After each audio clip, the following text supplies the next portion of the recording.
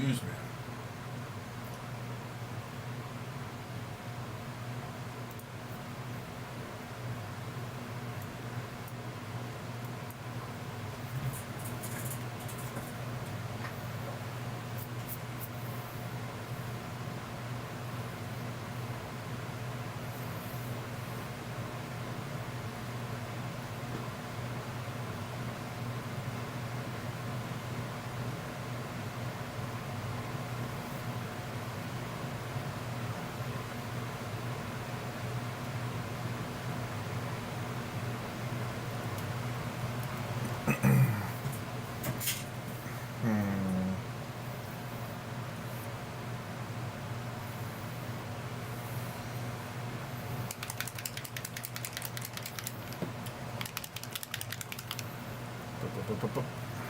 Boop.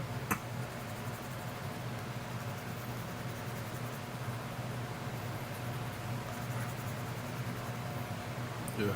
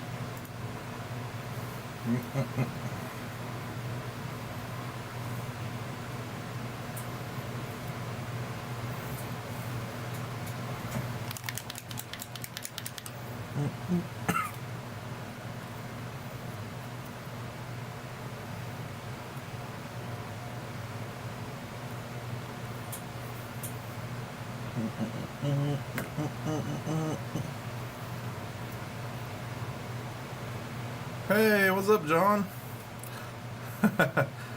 Sunny North, is that North London? There's a stupid heart there. Yeah, North London. Okay. I wish I could move that. Maybe I can. Can I? Hold on. Let me try to move it. Nope, I cannot move that. I can't do anything with it. Sunny North London. Huh? Is it actually sunny over there? Hopefully, I'm not talking too loud. Just I am listening to music too.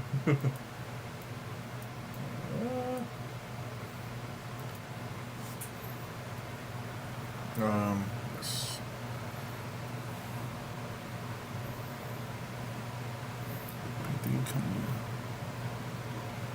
And hey, James, painting is going along pretty good actually. I painted a few more models. Actually, I'm spray painting some models right now. I'm spray painting some models right now, which I do need to get painted. I just made a repulsor for 40K. Trying to organize my list to be better, to get good. What else?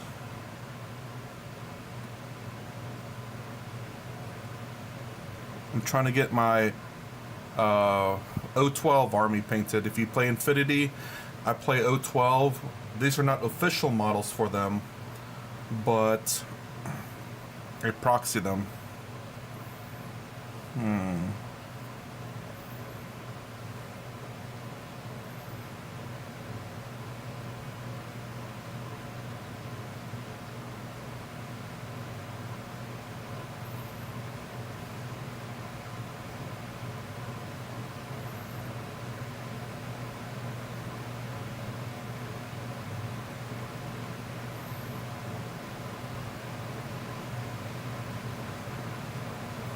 Okay.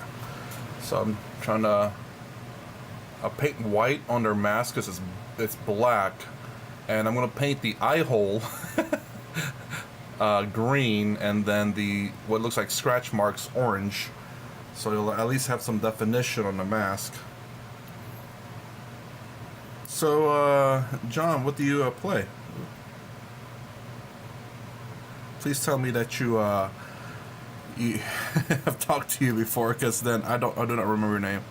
Have you got a tournament coming soon? I did, but the issue is, let me turn down my music a little bit. I feel like I'm talking too loud. The figure. The problem is that I try to take time off from work, and the person that is supposed to cover for me, or the how to say, there's one person that quit the job, and the person that we're training doesn't quite have the, it's not quite ready. So I can't really participate in that tournament. Man, that looks terrible. I need to fix that. There we go. So I'm gonna paint that like really it looks terrible, but I'll go over it with black again to kind of fix it. Now I put the kind of the tiger claws, I guess.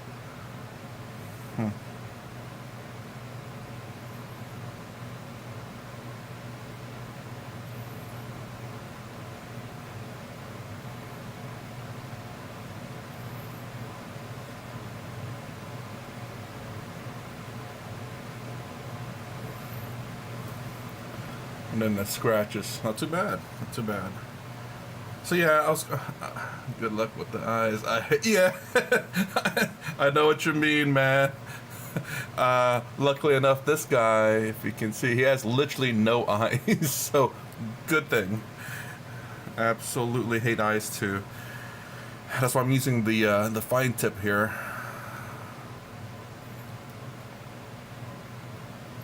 Now I just have to have a steady hand. Hey, what's up, Panzer?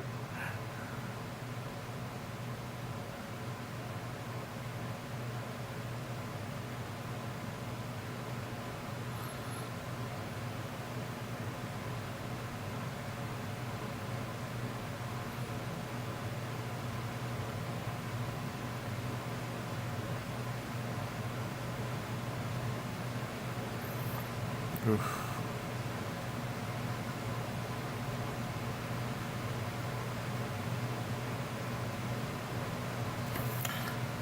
Man, I take forever to paint, and the paint already dried up a little bit. It's kind of hot and dry in the room. Oh, dang, that's a little bit too big.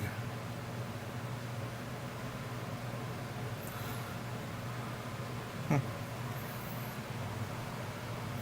see.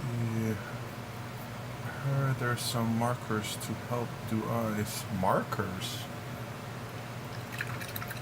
I'm not familiar with what you mean by markers.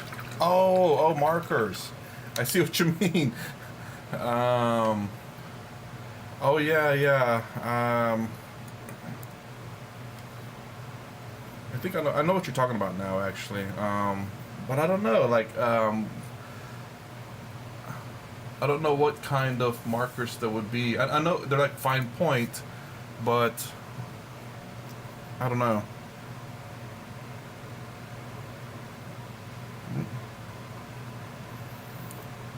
It'd be nice to have fine point markers for sure, but I don't think any marker is like as thin as a brush, though.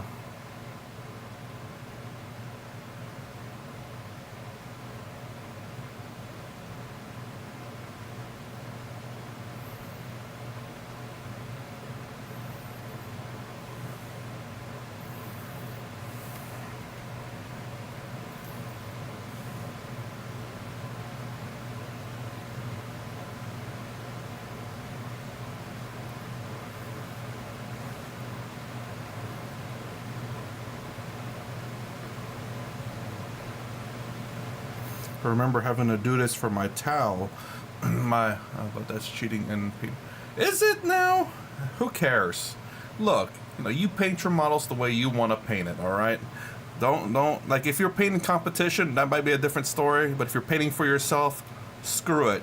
Whatever makes it easier and more enjoyable for you, man, do that.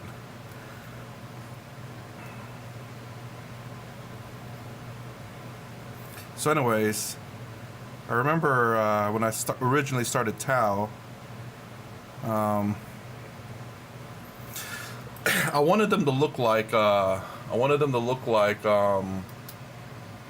uh, Tron.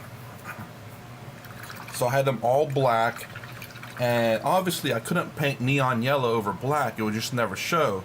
So everywhere where I wanted neon yellow, I had to go over it with white first, and then paint the neon yellow over it. My God, to do that for like so many models, that's terrible.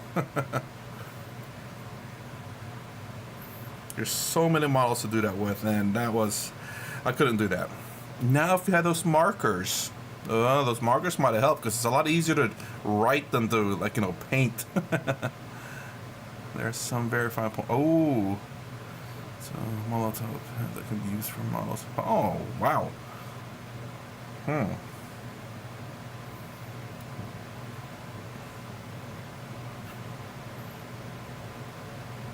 Hmm.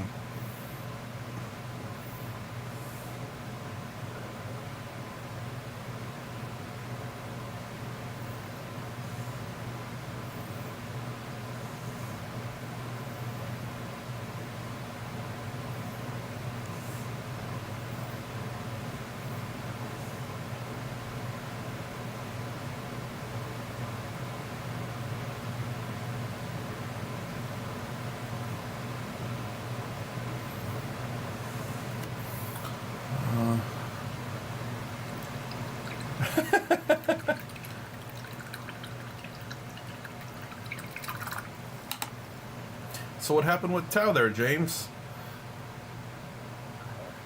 But Panzer, what kind of pens are they? Because I know if you have, like, if the tip is hard, you can end up rubbing the paint off. They have to be like, I'm not sure. Restriction metallic black, grace and sepia. Ooh. No white, huh?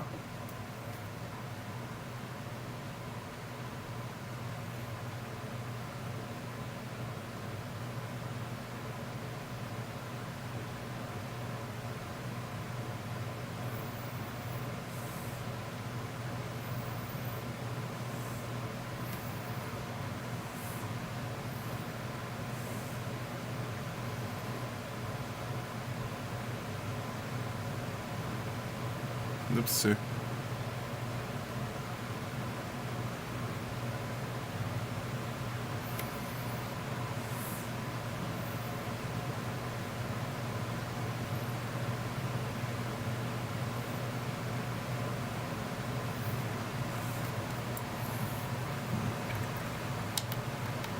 Ah.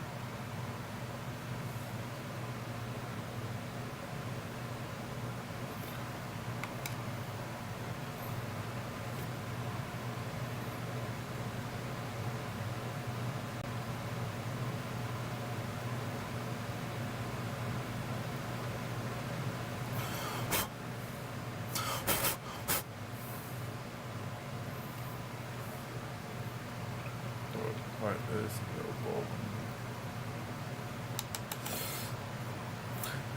Now, John, is it cheating if you're still using paint, but you're using pens as the delivery system as opposed to brushes? Still technically paint.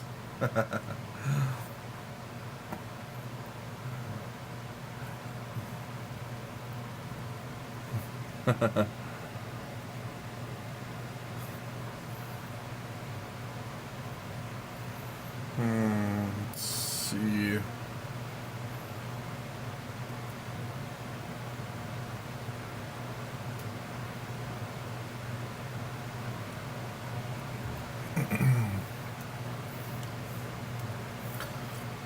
The only thing that changes is the delivery system. Other than that, you are still technically painting it.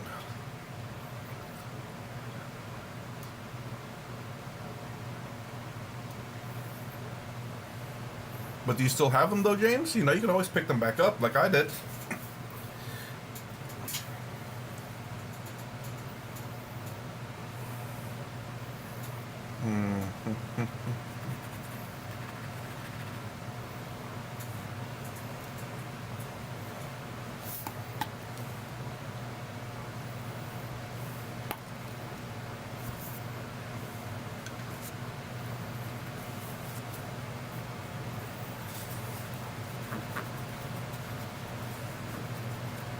I printed some new models out too that I need to get because they're actually really cool looking and I want to paint them. Great for O12 as well, or O12 for Infinity, the game.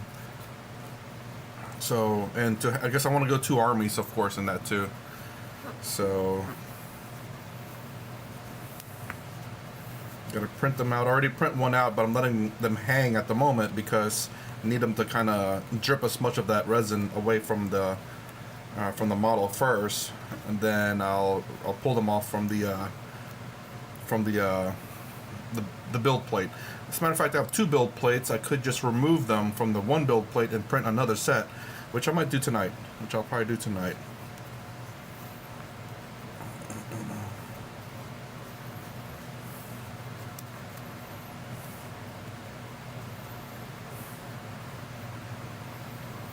Okay, I think I'm gonna do some varnishing now before I go outside and spray paint the other one. Let's see. You have 2 of what, James? Like 2 models, or? Oop.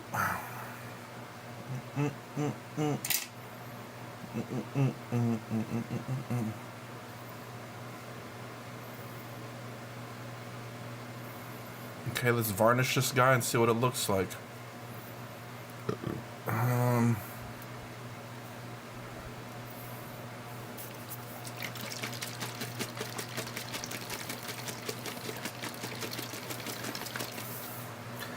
Matte varnish.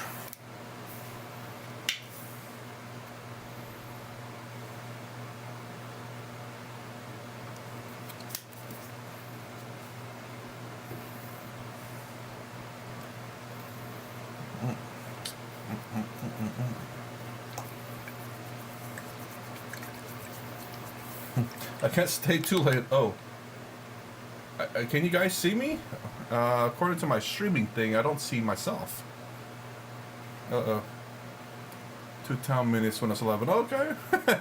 That much of an army. I don't know if you could even say that you started it at that point.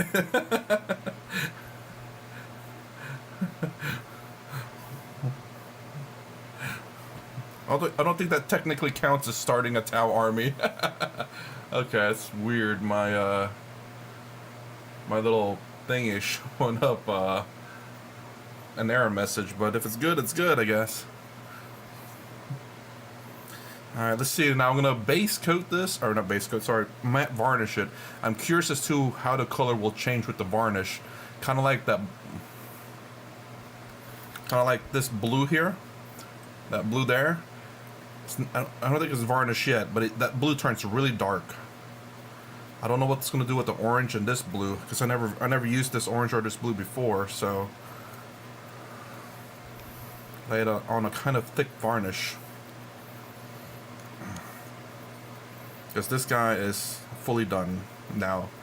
Finally got 1 model mostly done. Until I get the varnish on there and it dries up, it's not done. Let's get its legs first. Although I should probably start in the top and work my way down, because this might dribble a little bit. Get that little crotch area there.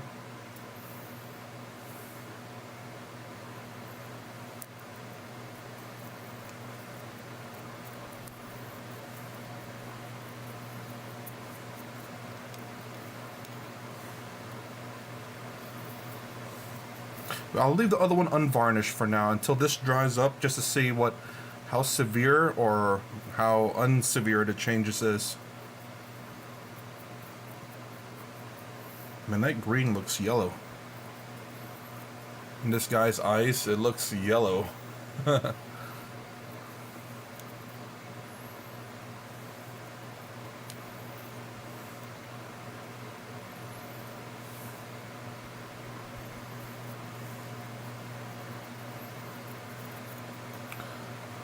Dribbling is bad, but anything's...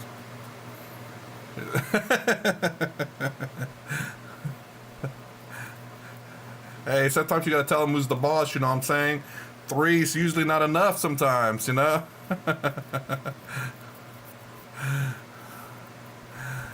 Sometimes it takes 6, you know? Gotta let them know who the boss is.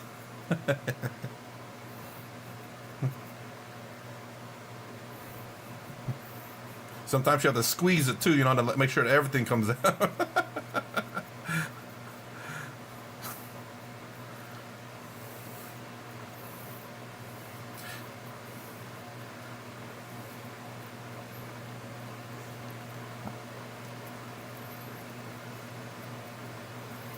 Okay, I think I mostly got this model. I don't know where I missed or not, but I think I got everything. Just gonna kind of just brush everything just to look and see. More than likely there, but that's not too important per se.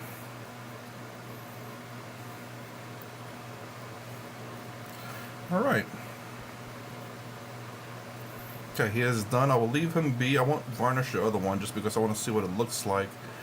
But I do have some varnish left.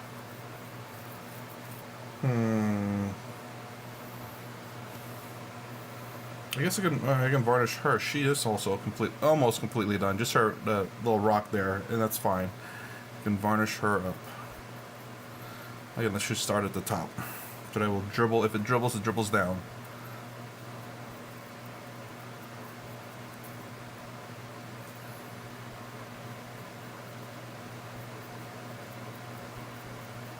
I guess I forgot I didn't paint her eyes there. I left that white. I can always just go back over that with something after our varnish, just because varnish is meant to protect the paint from like touches and stuff. You know, it rubbing off from your oily skins and stuff. So the eye area is not too important that it needs to be varnished. They say thin coats, but thin is relative, you know what I'm saying? It could be like about a half an inch of varnish on there, and that's thin enough for me. Okay, I think that is good.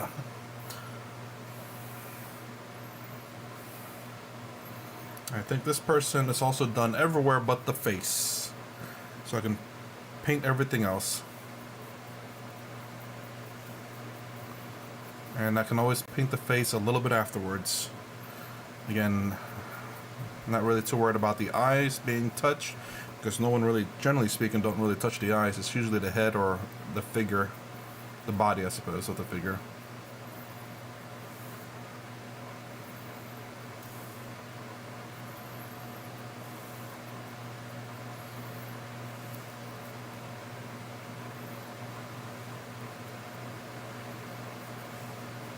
But the point of varnishing all is also because if the varnish does change the colors of it, it'll be uniform, as opposed to like seeing different colors, blues or orange, depending on the what the varnish changed.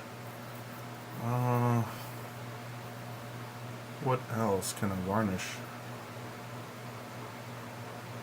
I guess that's technically about it. Until we get more stuff painted, because I want to leave that as is for now. I guess I can varnish everything but the face. That's what I'll do. I'll varnish as much as I can, except for the face.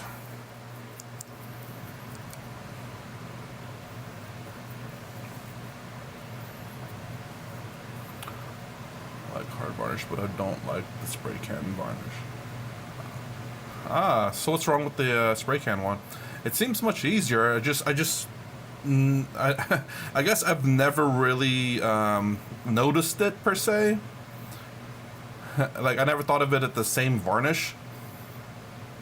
But like a lot of people say, is to when you varnish anything, you gotta test it out on your paints, because you never know how the varnish will react to your paint.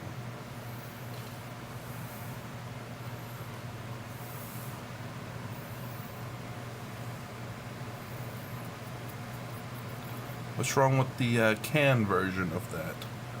I cheat. I use airbrush to lay down over. Hey, that's not cheating, man. Again, you know, all you do is changing the way you're applying it. That's all you're doing.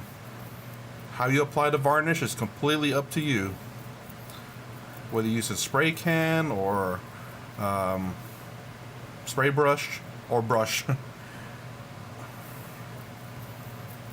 Oops, I need to change that little red thing there. That's a lot. That's way too bright. Way too bright to be on this model. It's not to say that the orange isn't bright, but still. If you get too close, it can... Uh-oh, again. If you get too close, it can get blank gloppy. I'm assuming that's very. Hold on. Get my mouse. Yep, very. Okay. Does anyone know how to get rid of that stupid heart in the bottom right-hand corner of the chat? Hold on. Let me see if that's up there. Oh, reaction. Nice. There we go. I got rid of it. Thank God. Good Lord. Now I can see chat very well. I guess I never bothered to explore my options.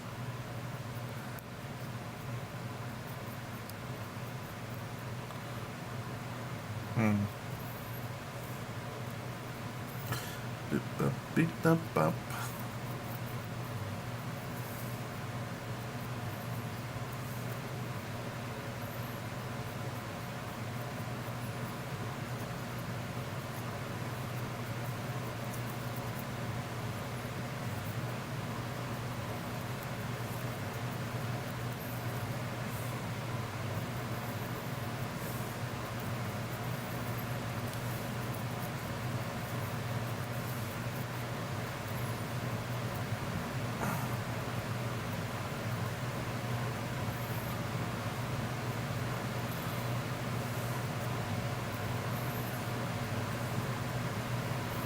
Okay.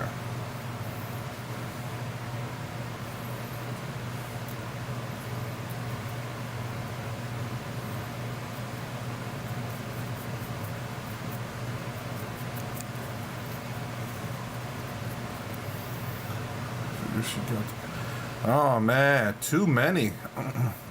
So, in terms of, I guess, things that I really need to paint, I don't know. I have to go look. But I will say this. I want to finish up my Space Marines first, which I have the vehicles to do, which is 2 repulsors, a repulsor executioner, 2 gladiators, 2 dreadnoughts, I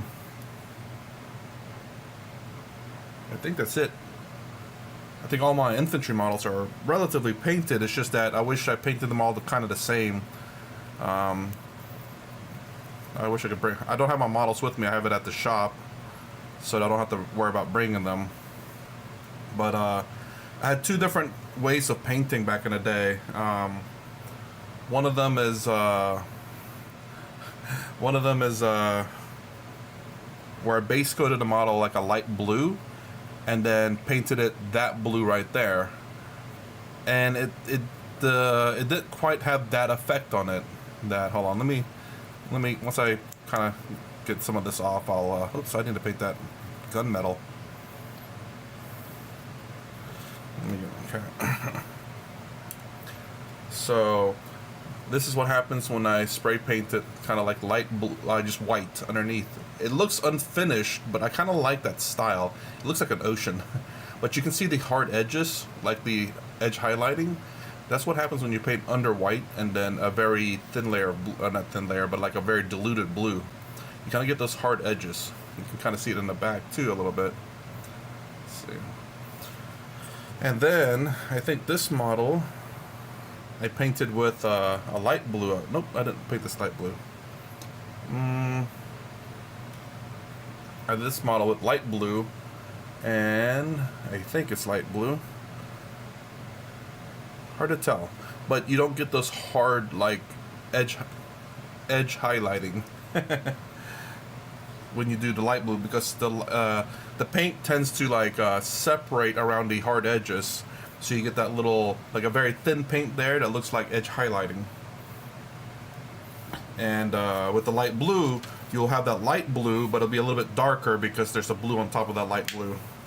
Whereas the white will have a little bit of a blue, and it looks like an edge highlighting blue. And then the way I spoke there was kind of weird. But I have a lot of models that I don't think I'll ever finish necessarily, because like I have I bought some, what do you call it? Some models from My Mini My Mini Factory or something like that, and some Imperial Guard tanks. So I'm gonna 3D print those and plate them.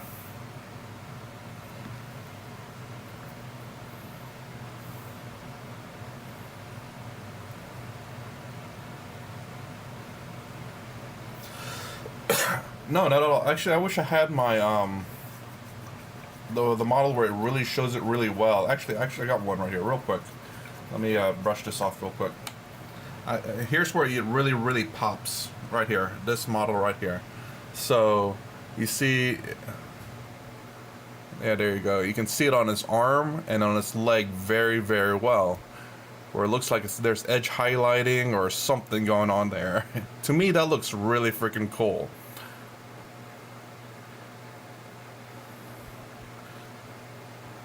I really like the way it looks.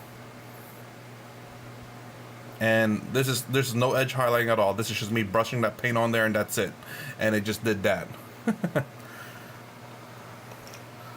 And also, kind of did it with the orange too. You can kind of see it. So the orange, you kind of see the edge highlighting going on a little bit there. I might have laid on the orange a little bit thick. But orange was kind of struggling to get those edge highlighting going on. Maybe if I turn up the brightness a little bit, let's see what happens.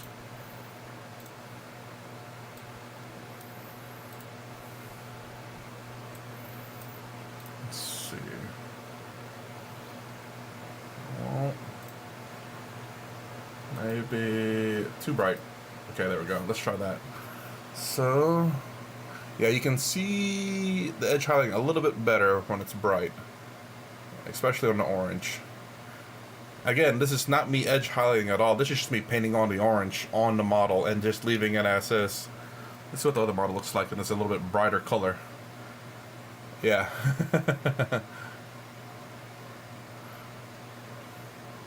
It's a little bit brighter color. It looks pretty bright.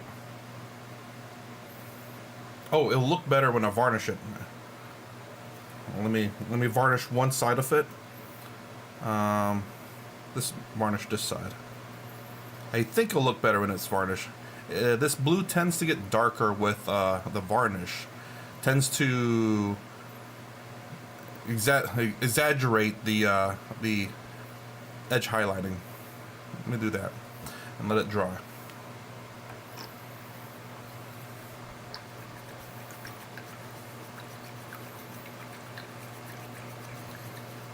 Okay, now we're going to compare the other two models. Let's see if the varnish did anything different to them. So, oops, this way. So clearly the black does look different.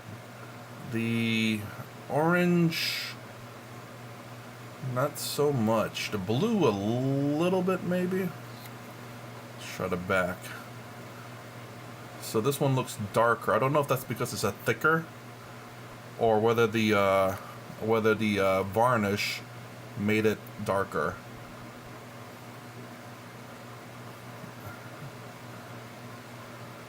Oops, this one. Nope, this way.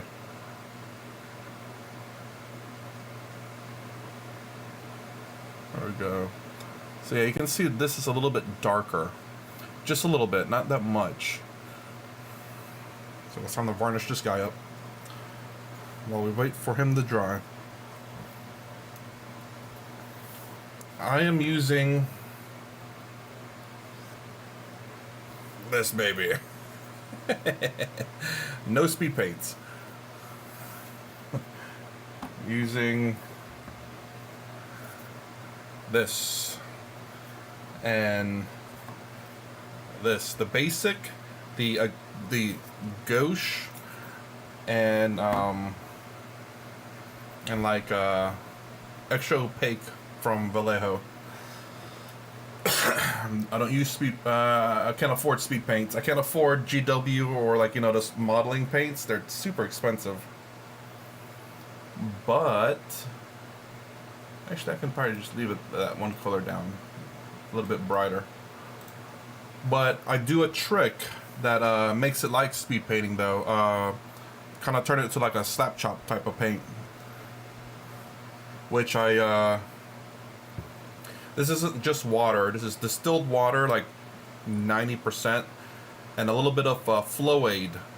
And I kind of do the recommended that it has on there. I think flow aid requires like 8 parts water to 1 part flow aid or something. And I mix about 1 part paint and about 5 to 6 parts of the flow aid that I created. And it makes like a speed paint. And that's how I get this effect here. Let's see. I guess it doesn't really... That one's the varnished area, and it doesn't look as dark as it did. A little bit, though. You can see it's a little bit darker there. So the dark areas, it really makes it pop out. So this is about the same darkness as that. Yeah, it's a little bit of the areas. So the varnish does change this blue quite a bit. Because I remember whenever I first varnished my Marines, I loved the blue that it was. It was it was this blue. And then all of a sudden when I varnished them, it turned like a very dark blue. I'm like, what the? And I didn't like it. But as I varnished most of them, oh jeez, it turned out fine. As long as they're all the same color, I was okay with it. I have to be okay with it because I'm not going to repaint those things, man. Let me, So after I varnish this guy, I'm going to paint those guys with the white stripes, an orange, so I can see, hopefully it'll make it look cool. So their face is not just, you know, pure black. Alright, so start with the top and work our way down. So the dribble will go down. So yeah, I don't use speed paints, can't afford them, too cheap. Went to a hobby store called Michael's, and they have like 40% off, 30% off paints. And that's what I do. I'll wait till I can use that discount, buy a whole bunch then, and then, oops. And then, you know, try to make it work. They have a 40% off right now, and I was thinking about looking at what paints I have and just buying the basic, not the professional ones, because the basics works fine and you get a lot more for the $1. So I was going to look to see what I have missing and just buy some. 40% off is a great deal, so I want to try different kinds of colors and paints on the army, on different armies. So this is my 012 paint scheme that I'm doing. I wanted to use the orange, and so I did.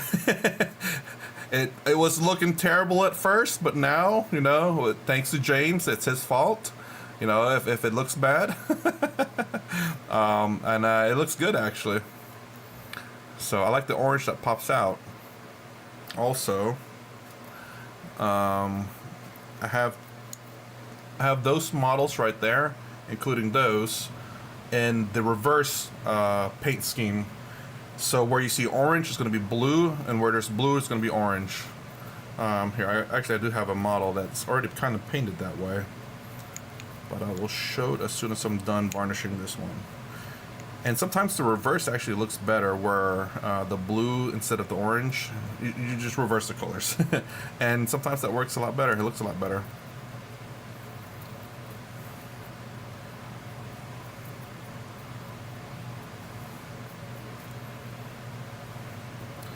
I'm sure I'm not, you know, painting the areas over 3 or 4 times. Could end up rubbing the paint away. Okay. I think that's everything there.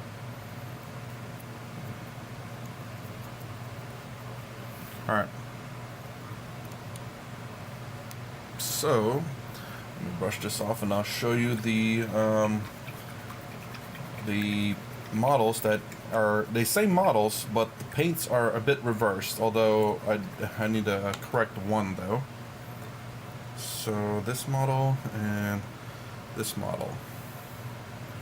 So these two models are the same model, although the face is different because I'm going to paint them a little bit differently. But you see where there's blue, it's orange, and where it's orange, it's blue. And I kind of like the way the blue armor looks with the as opposed to the orange one. And even with the orange highlight that it did to it, the varnish kind of blended it in, so it doesn't quite pop like the blue does. Actually, looks like I need to paint a blue right in that area there. But yeah, the blue armor really looks good compared to the orange. Let's see, let's look at the back end. Yeah, blue really looks a little bit better. I wish it would focus though.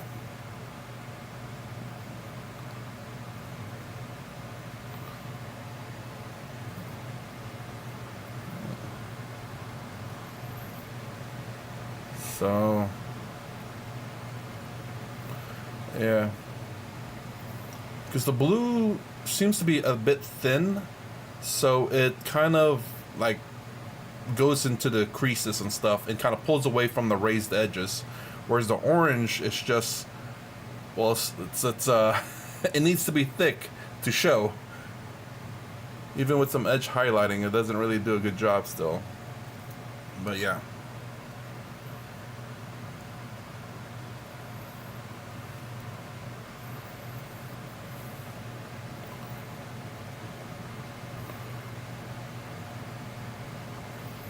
And that blue looks really good compared to the orange. You can see like all the lines and stuff with the blue, whereas the orange is kind of just blended together. I'm hoping that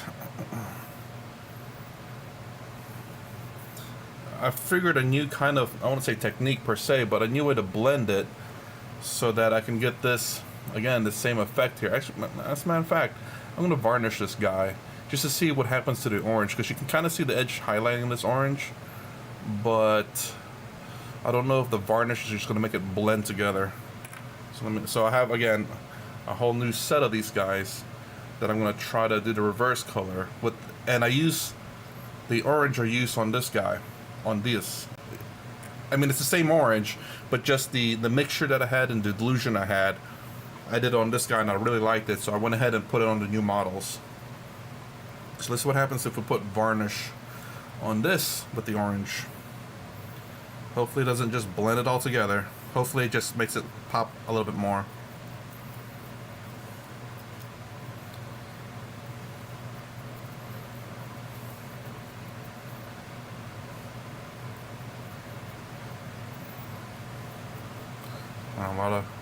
Put a lot of varnish, but you know what? More is better. Alright, so let him dry now.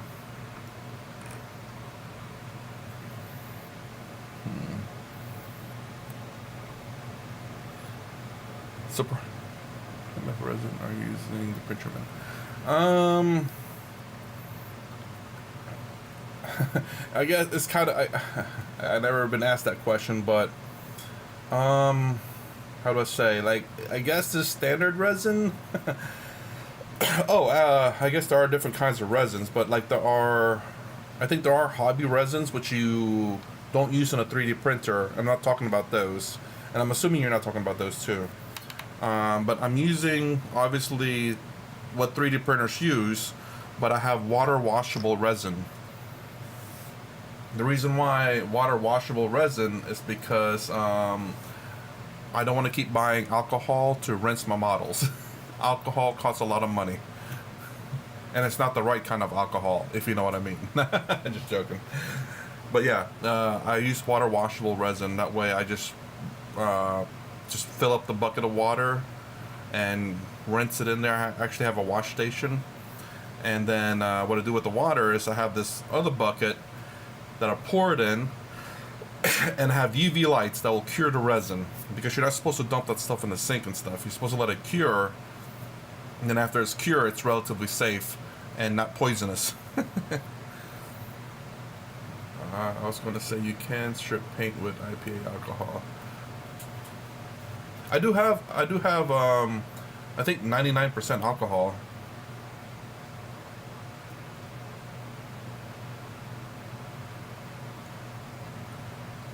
Because my 3D printer came with high-speed resin, which still uses alcohol. I wasn't going to let that go to waste, so... and plus, you use alcohol for a lot of things, too.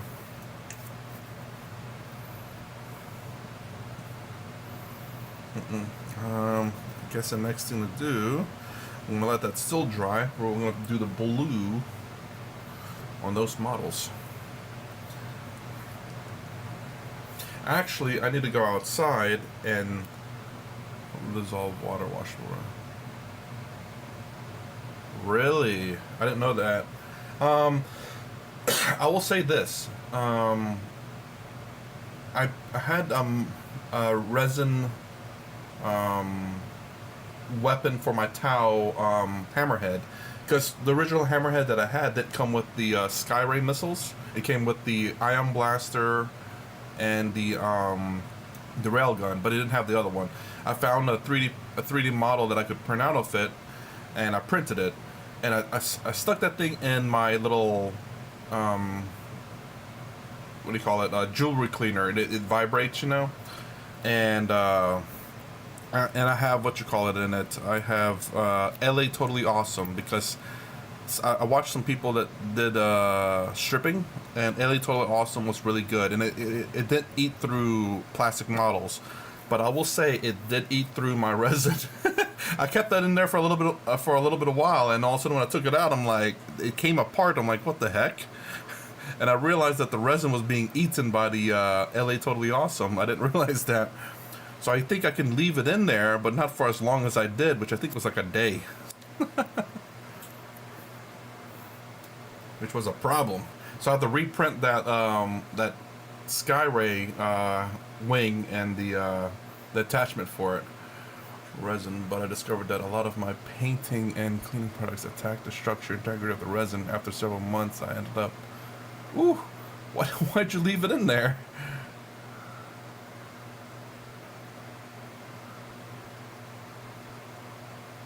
Oh, and if anyone's still watching about my painting of my Tau, here's my Tau. So this is obviously the commander. You can kind of see those edge highlighting going on there.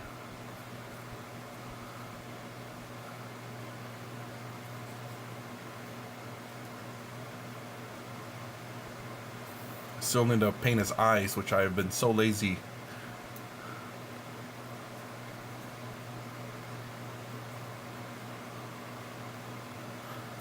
Let's see, I tried water washable resin, but I discovered that a lot of my paints and cleaning products attack the structure. Whoa, your paint attacked the water washable resin? That's really weird. It makes me think about what's the oldest model I have. Hey, what's up, Sprue? I use standard ABS like resin. Ugh. So far, I've had good luck with the water washable resin that I have. I'll say that.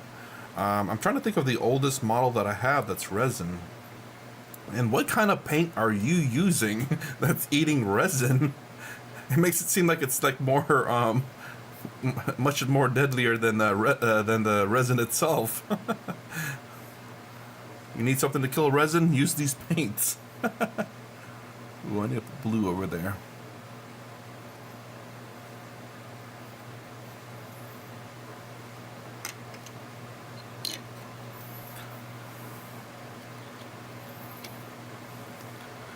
Oh, guess I'll be right back. I gotta go spray paint my tank one more time, and then give it about another hour before I go back there and bring it inside. So I'll be right back.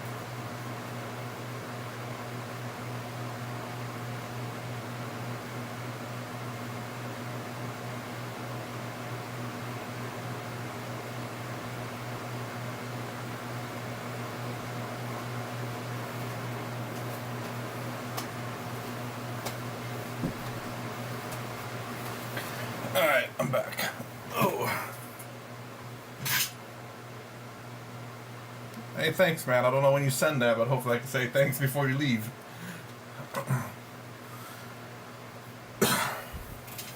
Alright, so last spray paint on that model, and in about 30 minutes to an hour I'll go back and grab it. So this is what my my new 3D printer printed. It's pretty cool, actually. I mean, it's just a wall for enjoy work, man. Ooh, wow, that's weird. I think it's supposed to be like that. It's supposed to be like a damaged wall. And I'm just gonna drop this off at the artist shop to be used. L-shaped wall. That's pretty freaking cool. But yeah, I'm gonna hopefully print out more terrain for and to give it to the shop, and because I bought a whole bunch of a filament. I want to build. I want to print houses too.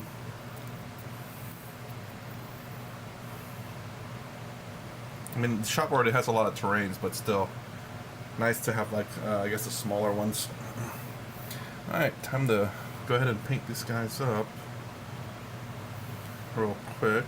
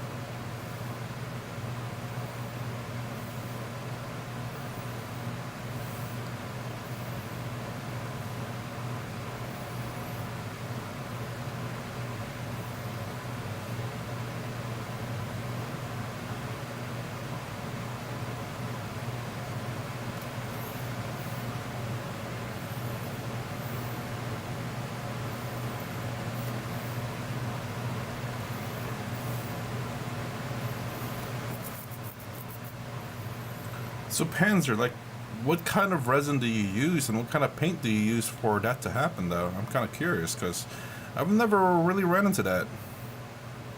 At least not yet. Hopefully never.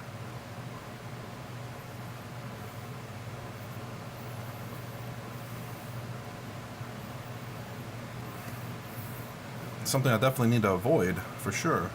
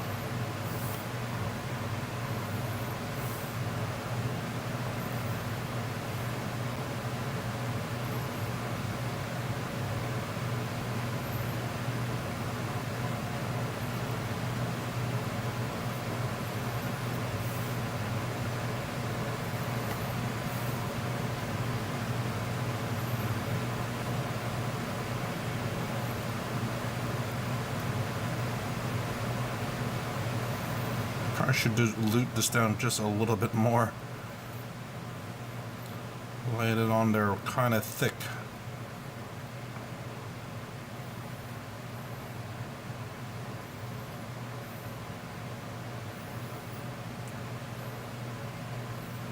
Spray paint. Not spray paint, but airbrush. Airbrush.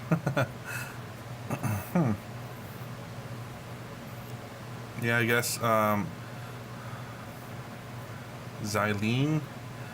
You don't use just I guess pure alcohol. I guess that's what I was thinking. I bought a airbrush and I'm just not exactly sure how to use it. I haven't had time to like practice with it per se, and I want to try using it because it's an amazing tool and you can get an amazing effects from it. But I haven't had a chance to.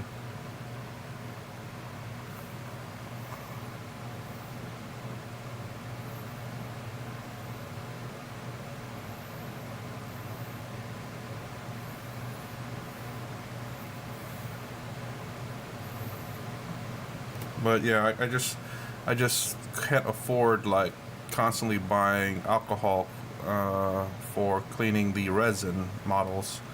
Now, I don't know how often they go through, but no, it's still more than just say water.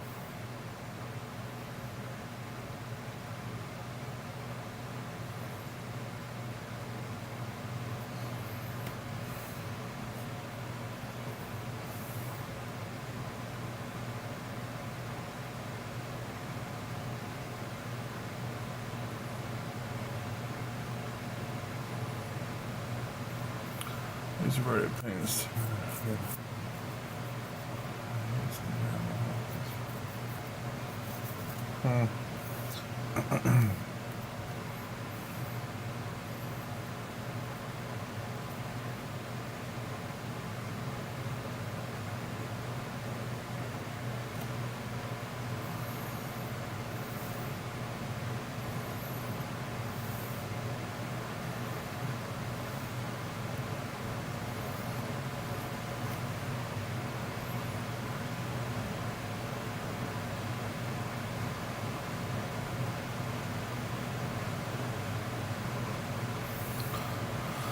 Constrain IPA through coffee filter paper to remove the resin particles and reuse the IPA. Ooh, man.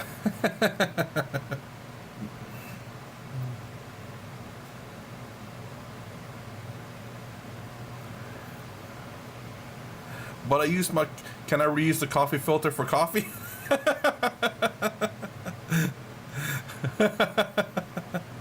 Or can I use the used coffee filter to flush out the resin? Oh, Jesus Christ.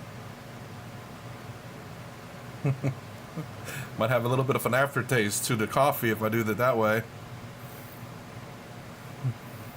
Or the resin might turn a little bit of a brown or dark color.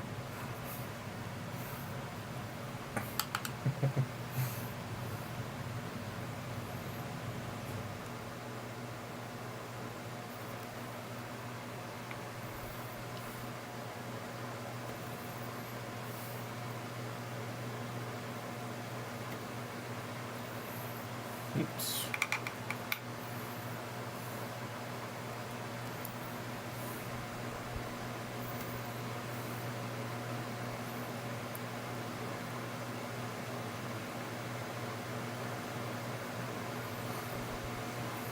So,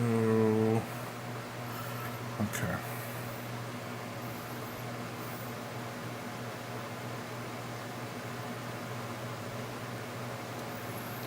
Can I do something? But I'll give you a warning about 9.9 hours. Don't finish.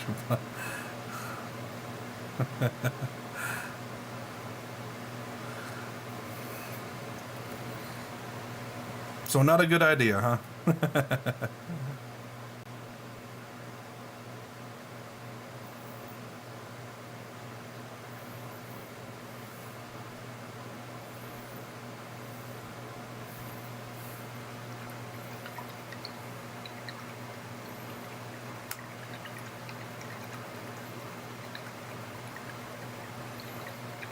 But I will say that's pretty interesting that you discovered that with the water washable. Did you not find that out with the?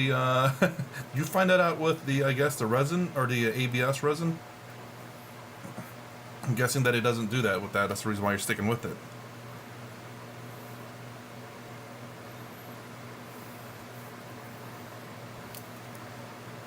Oops.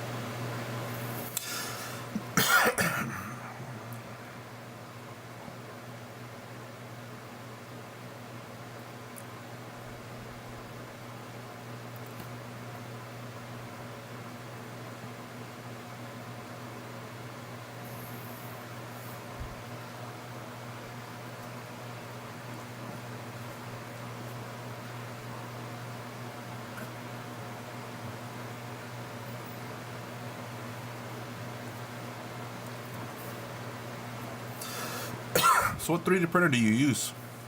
I'm curious. I think you, did you say it was an Elegoo?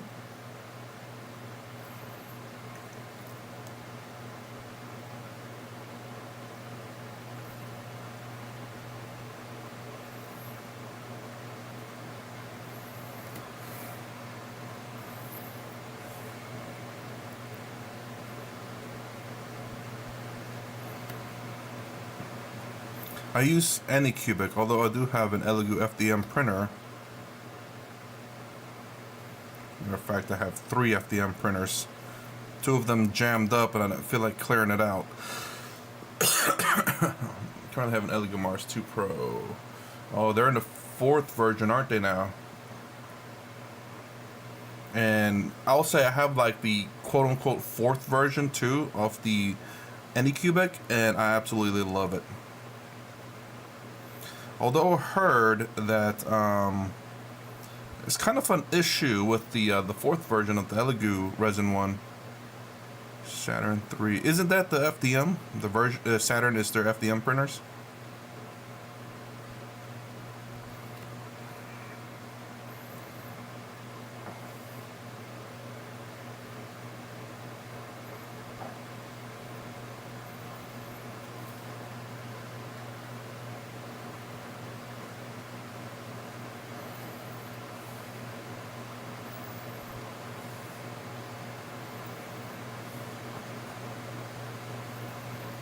Okay.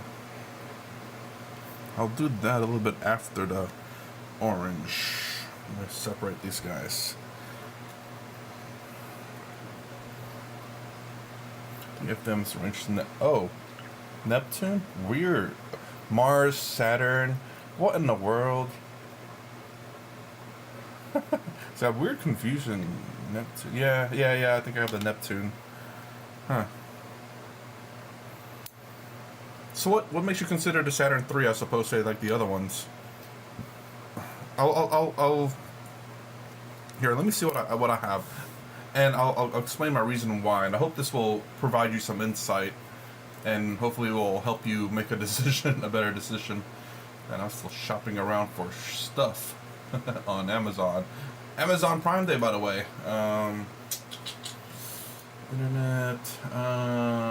Anycubic. Here we go. So, I guess let me show you what I actually have. This one, this too. Excuse me.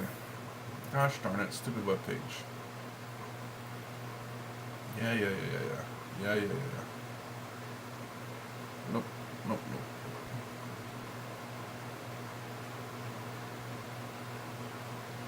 Come on. Where's the name at? My god, this page. Oh, here we go. Oh, great. I can't highlight anything. Let's hit buy now then. So.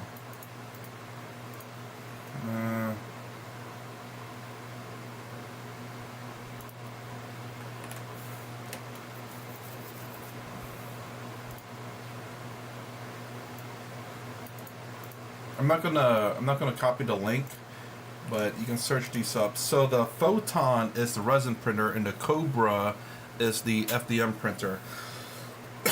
So I'll say this: the reason why I have this, is it the M5S or is it the M5 that I have? I think it might be the S. Yes, it's the S. Okay, so the reason why I have the Photon Mono 5S is because with resin printers, you know that you have to level the bed and stuff, right? I'm sure you're familiar with that. And with the Photon the M5S, it does the leveling for you, which is great. So I don't ever have to level the bed, and I have been having so many successful prints. It's really, really nice. And the Cobra also has complete auto leveling. Mind you, certain FDM printers will say they have auto leveling, but it's only on the XY axis, but not the Z axis.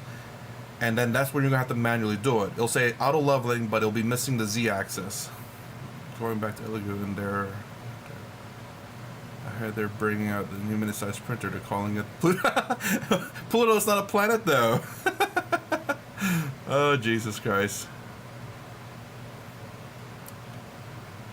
But I would say if you ever, I don't know if you ever like care about leveling and stuff, but I cared a lot about it. Like, not having to level is amazing. And that's the reason why I bought that one. It has purely auto leveling, all done for you. What am I doing here?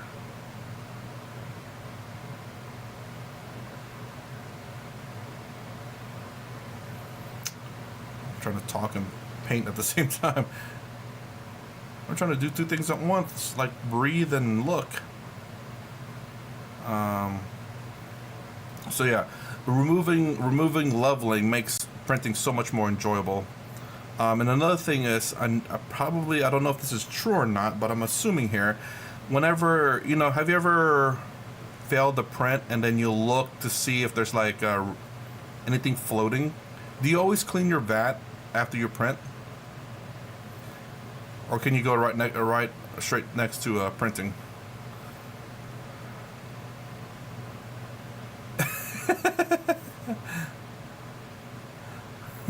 Breathing and talking is hard.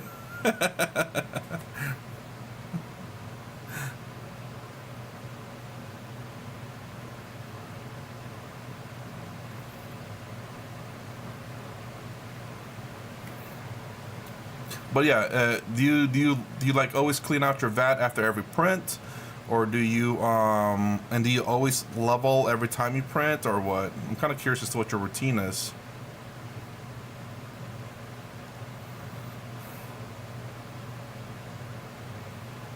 Oh yeah, I forgot I was waiting for Amazon Prime Day to go buy some music.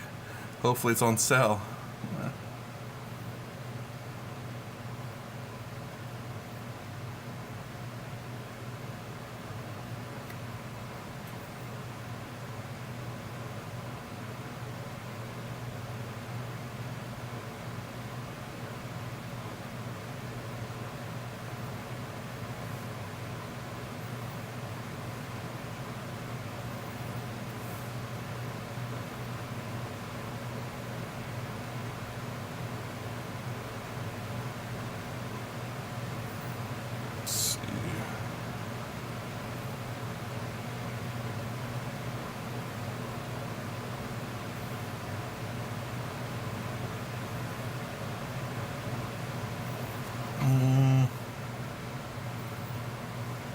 I try to check the build plate for signs of.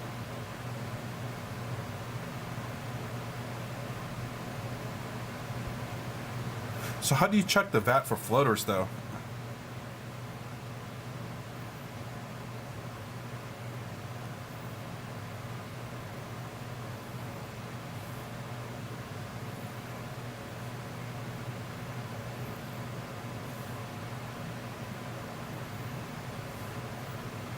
I'm kind of curious about that because if you know something I don't, I definitely would love to learn for sure.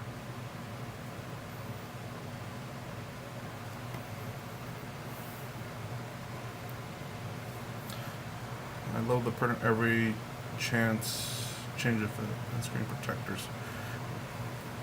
I really haven't been doing that with my printer.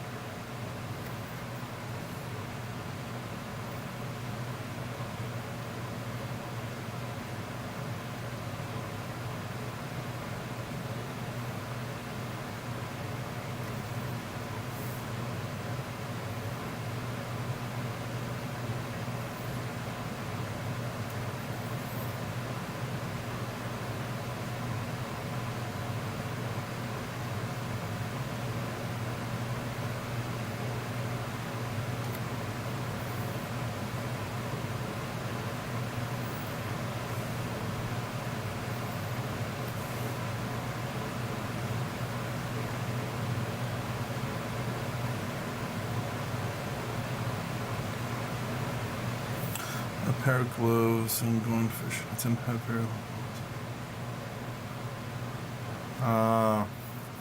so the resin I have, I'll say this, it's clear, so you can literally see through it.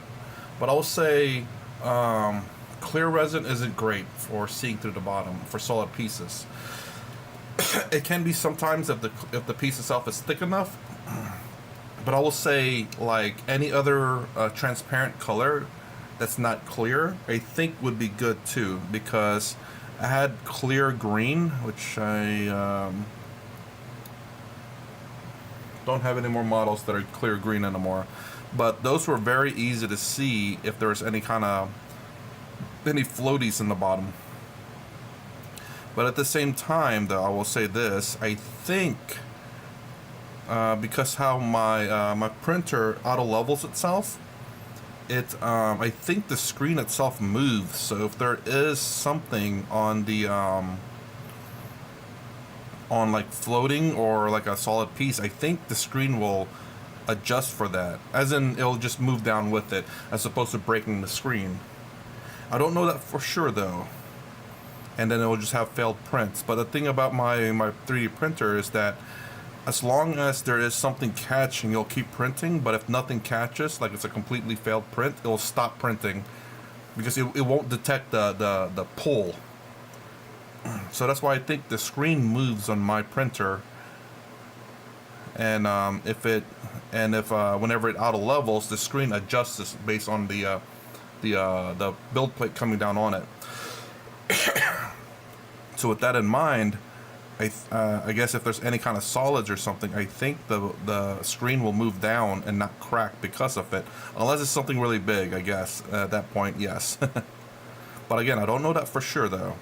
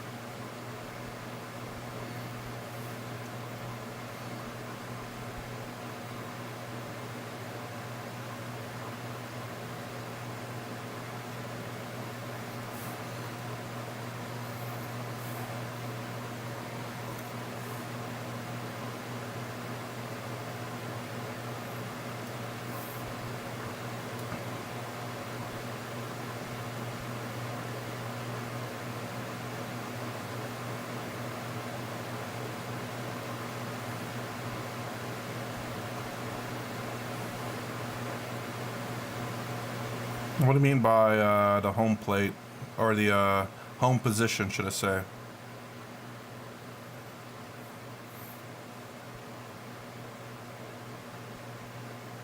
I know what you mean by home position, but like, let's listen to the build plate when you start printing. That the home plate has changed. Yeah, I try to stream roughly every day for an hour, which I've I've streamed over an hour now. I do need to call it quits pretty soon, because last time I couldn't go to sleep and I was up for a while, and that sucked.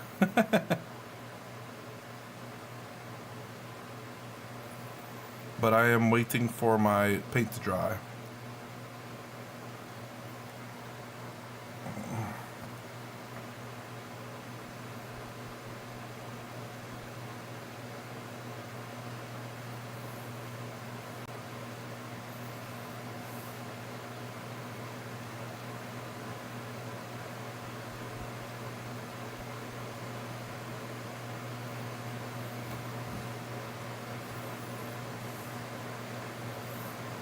Is that the newest one?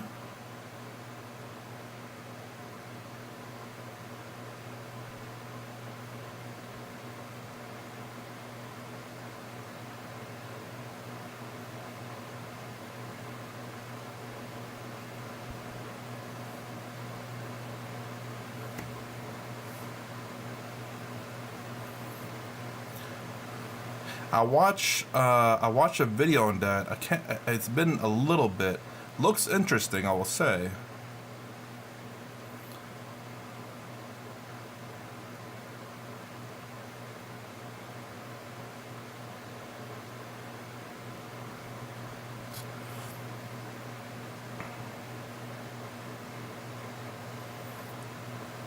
Yeah, but Panzer, if you hear that crunch, that could be your screen crunching. Because actually, one of the people that plays with us, he bought himself an Elegoo printer, and I guess he didn't check the build plate, not the build plate, the VAT to see if there's any kind of floaties in there, and what ended up happening is he started next build, and that little thing just snapped and cracked the screen.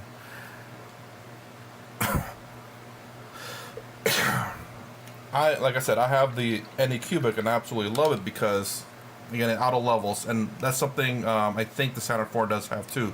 It's purely auto leveling, and I think the way the Saturn IV levels is the build plate itself actually adjusts, whereas the screen is stationary. But I think the Anycubic is the screen moves and the build plate is stationary. So I gotta check the VAT. The Saturn IV Ultra can detect that. Yes, I did watch a review on that. I can't remember if it can detect if there's something in there or not. Yeah, the build plate has several springs in it. Yeah, and I'm assuming that the screen is okay. This is the screen. This is the build plate. What happens is the build plate will adjust according to the screen, and then it'll auto level that way. I think the way Anycubic does it is the build plate is flat, and say if it's tilted, the screen will then adjust accordingly. So it's a bit reversed in terms of Anycubic and Elegoo. And that's the thing that I absolutely love is the auto leveling. That's a not a non-starter. That's like mandatory for FDM printing and resin printing for me. That makes 3D printing so much more pleasant. And actually, I use a screen protector that prevents any damage to the screen. You have like a glass screen protector?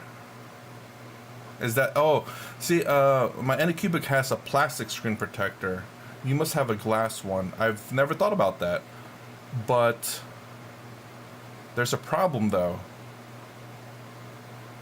Obviously, I'm assuming you accounted for it, though.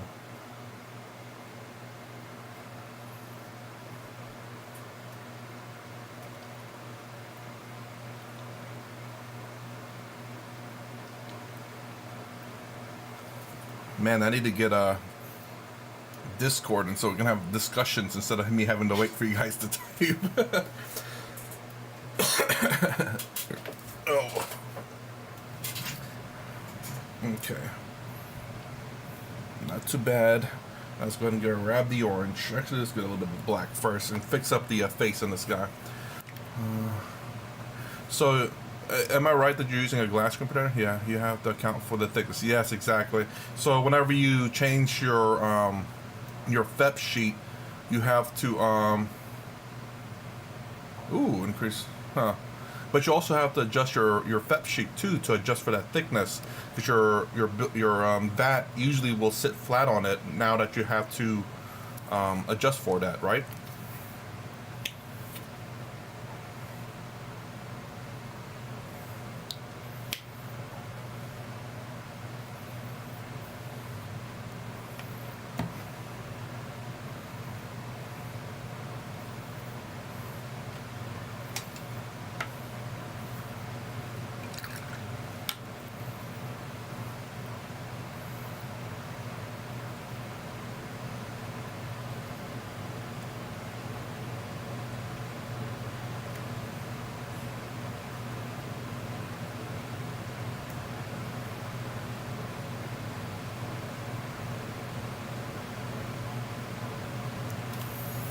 Elegoo has recess. Ah, huh. Interesting.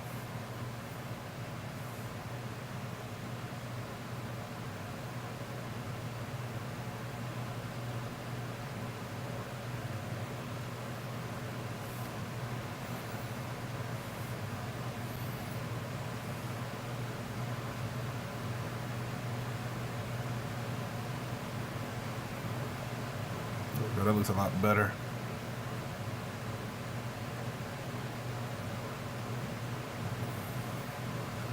Yeah. So yeah, I don't think Anycubic does. It has a screen protector, but it's plastic and it's a little thick. Where's the other one that I need to fix? Not that one. This one.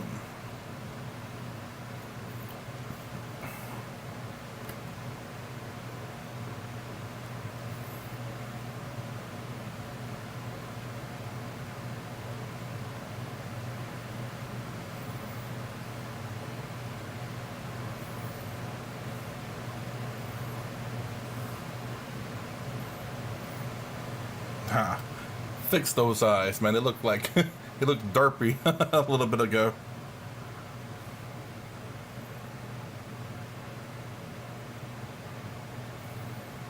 There we go. Okay.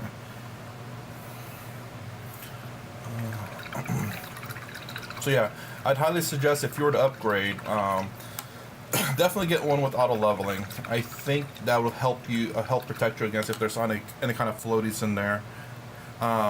Although I will say, man, MTG, I don't know how to say the first part of your name.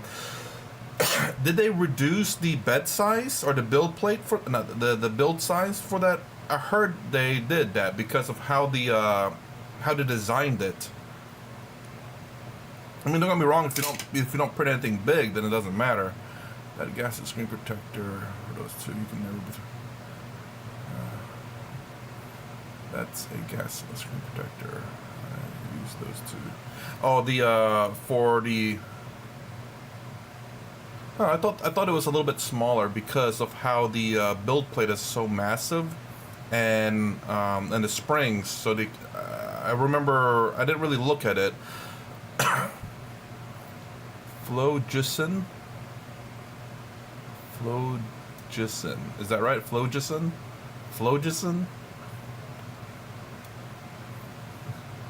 I'm assuming black. If you know what I mean. Let's see. Oh wait. No, I don't recognize. I was thinking of what's her name in one of the not avatars, one of the planeswalkers. It's not her, is it? Is it her? I don't think that's her name. I need to look that up, anyways. Panzer, for the Anycubic, they have a screen protector that covers up the entire screen plus some of the boards surrounding it, and then you have tape that goes around it too. So it's pretty nice that if there's any spills, that it won't go on the screen. Yep, that's less Z zoom, but it's plenty big enough. Been printing tiger sharks, so those just yeah, just to prevent resin leaking into the yeah. You're probably thinking of not Chandra. It's God, what is her name? She was a really cool planeswalker too. Oh, let's see.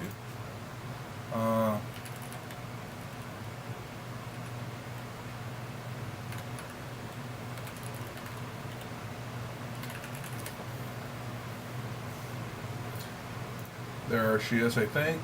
Hold on. Come on. Not her. That can't be her. Is that her?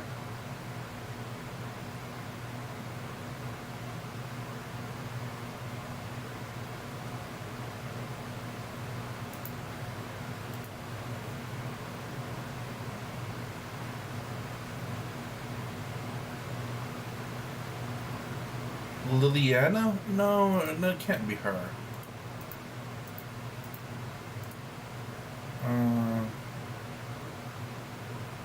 She's black.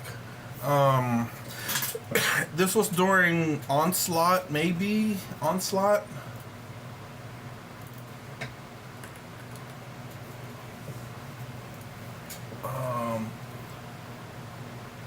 It has to be her, Liliana then. Huh.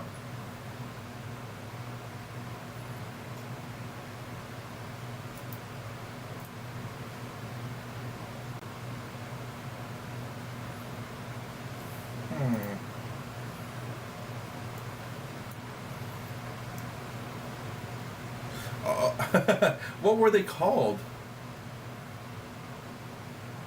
Yeah, she's not a planeswalker, you're right. Yeah, what was her name? I put planeswalker on there. Black Onslaught,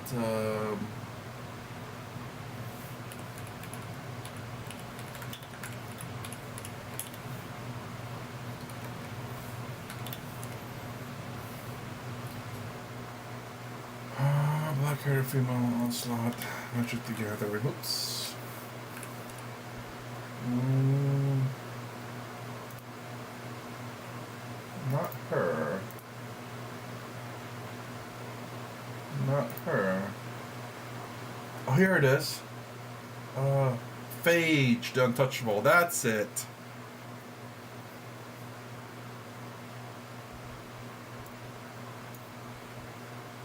Well, that's a lot shorter of a name than yours is, so definitely got it wrong. Phage. Man.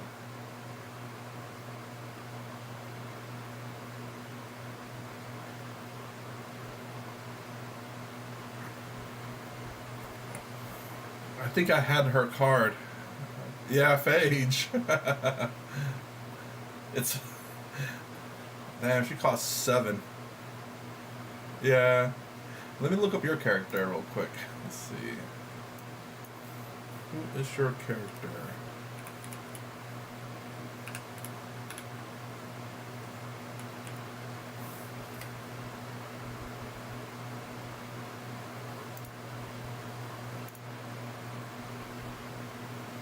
No.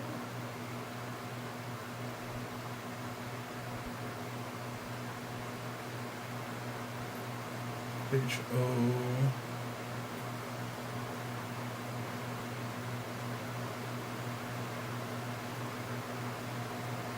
Oh, okay. Well, you said MTG. Yeah, it's like, I'm not getting one.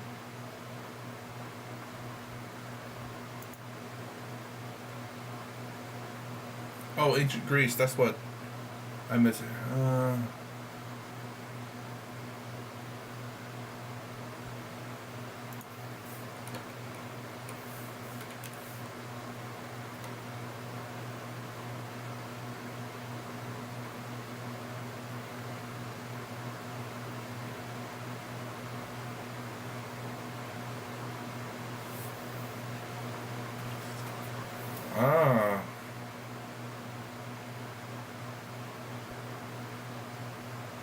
Oh, I see you explained it up there.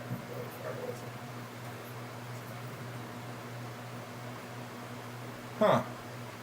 So what does MTG stand for?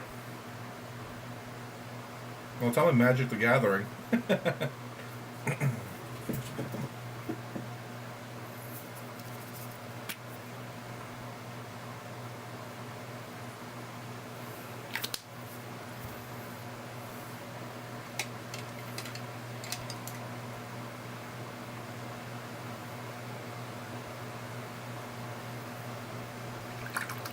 Ah.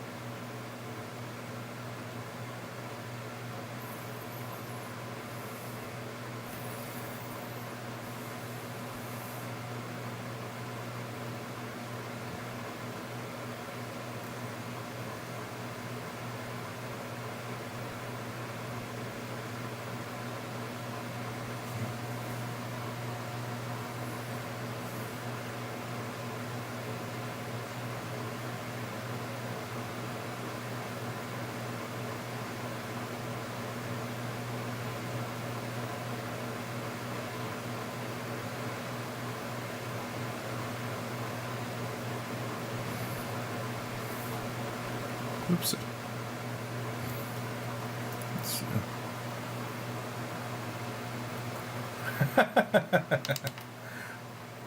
Oh, I was exactly like that too, man. Whenever I started, I got into Magic first, and then somehow got dragged into 40K. Then after 40K, I was dragged into Fantasy.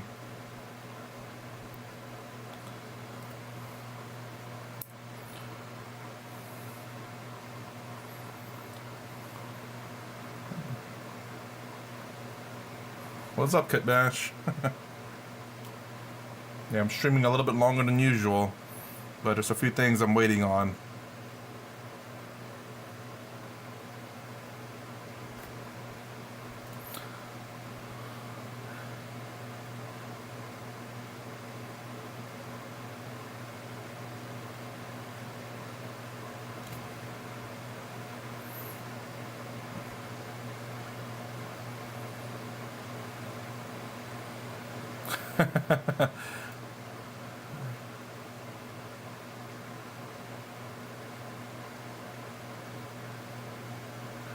Well, I hope she doesn't give you the itch, if you know what I mean. And Kit Bash, yeah, hold on, let me show you a different model, actually.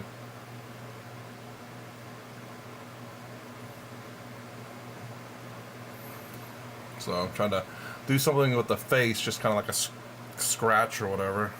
Another one that looks pretty nice. Little face on there that looks ridiculous. And then I paint the white there just so that the orange will pop from the black.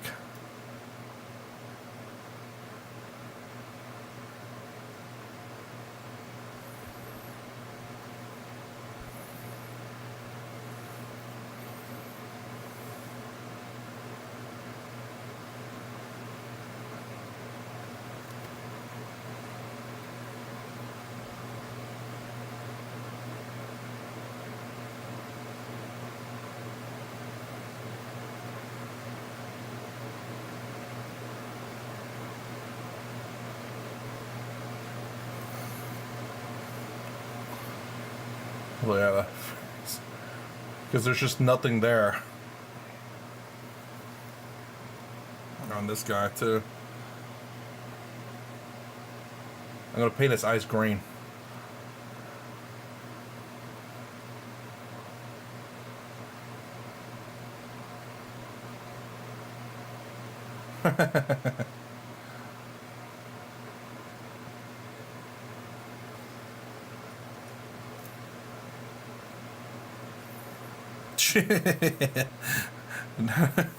Shaky lines, what you talking about?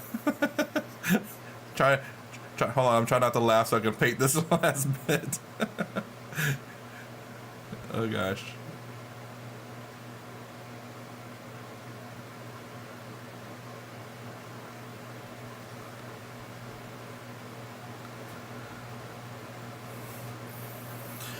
Oh, I was holding my breath. Oh, jeez.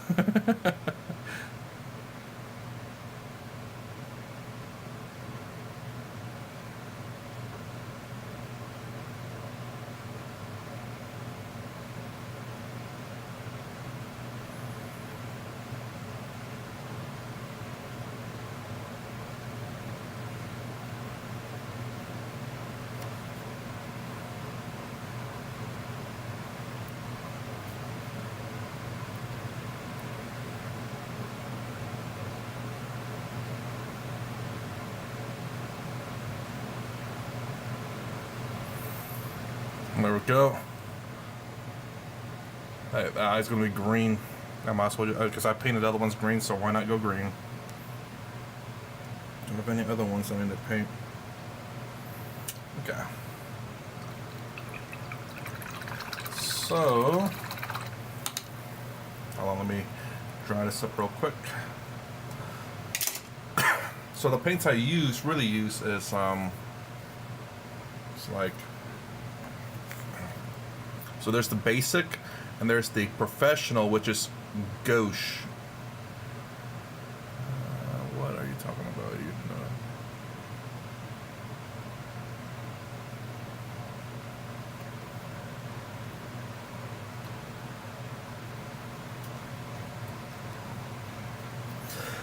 know. Nah, man, you lying. You're probably like the best painter in the world. You're just hyping everyone else up.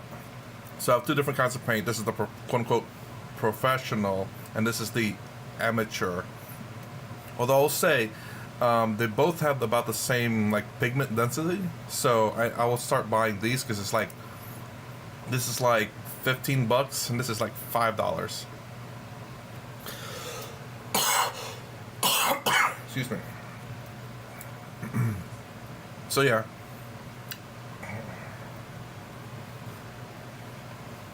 Oh. Boom.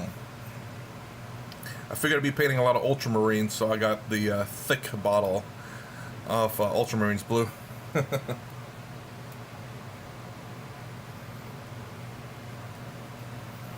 Absolutely. I used to use Citadel.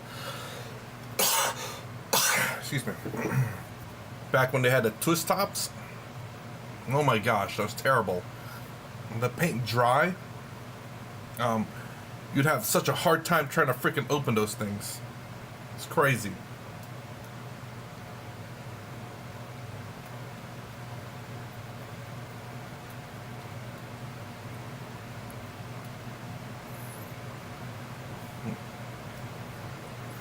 Where did I put those? Oh. Yeah, I was looking for alternatives. You know, Vallejo is actually a pretty good paints for the price. I've been considering getting one as the most used brand. Yeah, exactly. Like this one, I think these are like $5.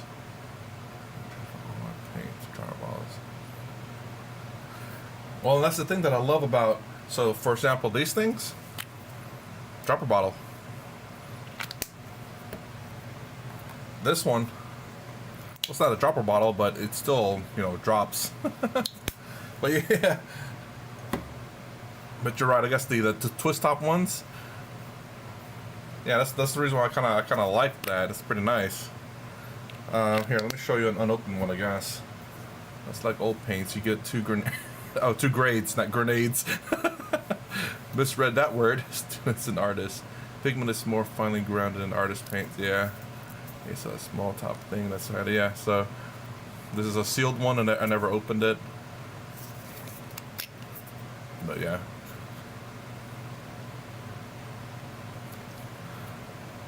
So it's not as fine as so it's a little bit bigger than say the Vallejo ones. So just in case you're curious or whatever. And then of course you have these things, which comes with an actual dropper. The top part.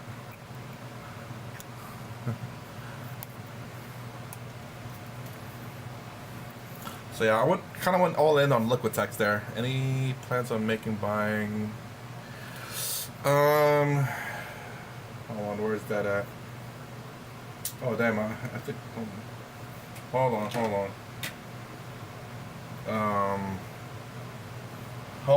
Hold on.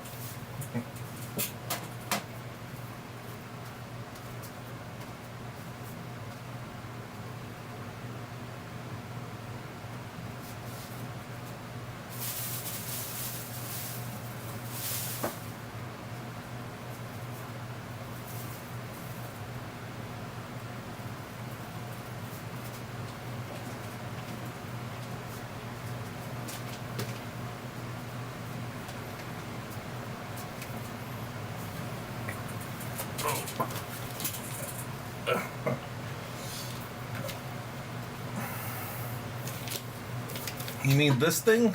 I don't know why it's wet, honestly. I wonder if this is...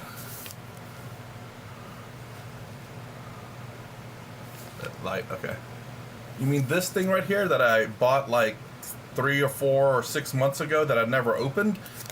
But I don't know why it's wet.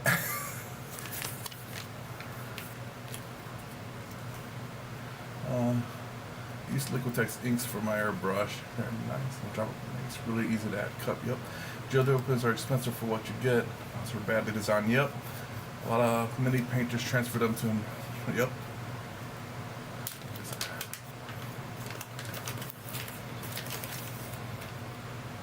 Why is that? Oh, it's inside that's wet. That's weird. Why is it wet inside?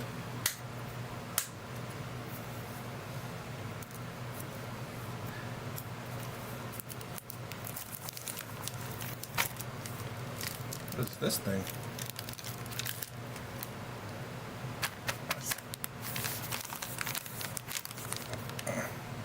So you're talking about this, you know, this right here, right? this whole wet palette right here.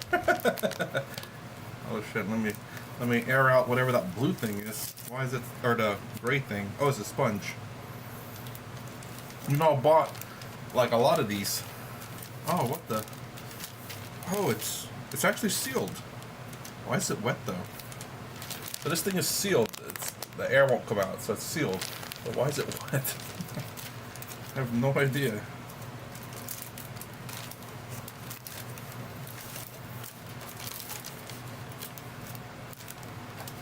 Uh-oh.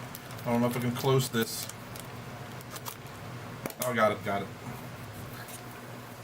Yes! I have 4 of them actually. And I did use one of them. I was trying to find that one actually. I don't know where it went.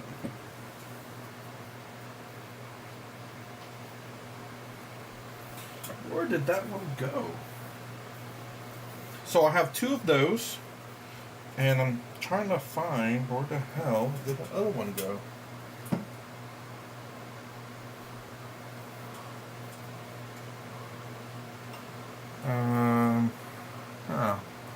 I can't find where the other one is. Anyway, I have 2 of those, and I have one that's about that long and about that thick.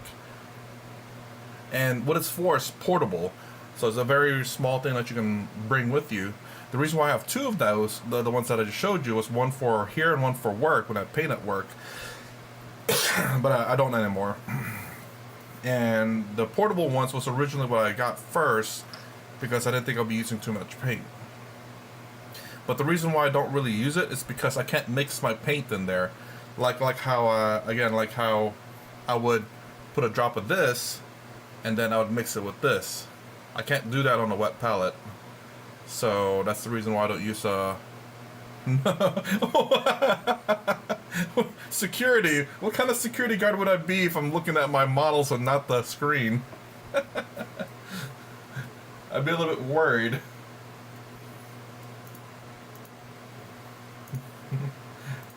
Is someone dying? Hold on real quick. Let me finish painting my model real quick.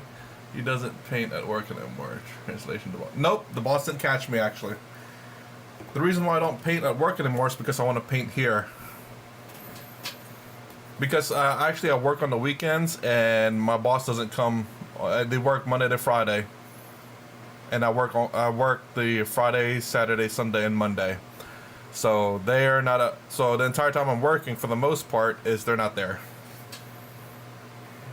Just trying to think about jobs and security, really. But no, so what do you do for, like, if you do like what I do basically, which is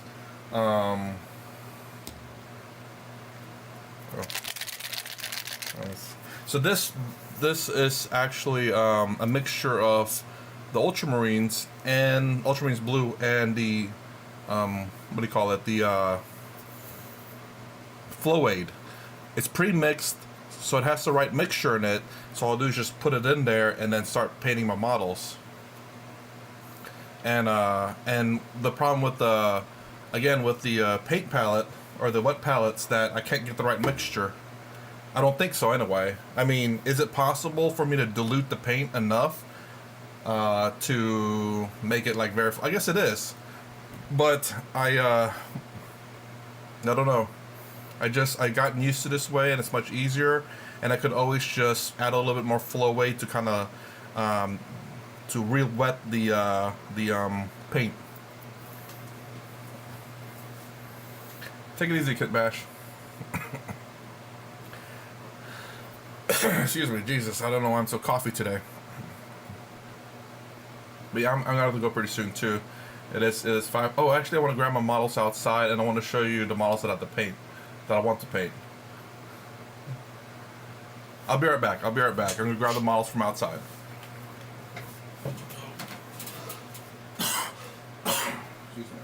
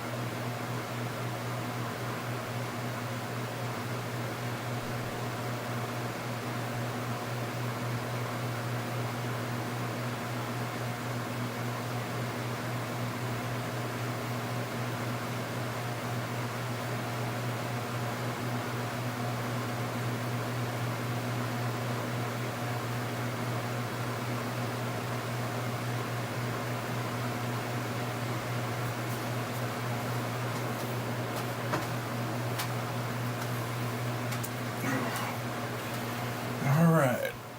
Oh. So that's the main one I want to show. Man, I got a lot of models I got to paint. Oh yeah.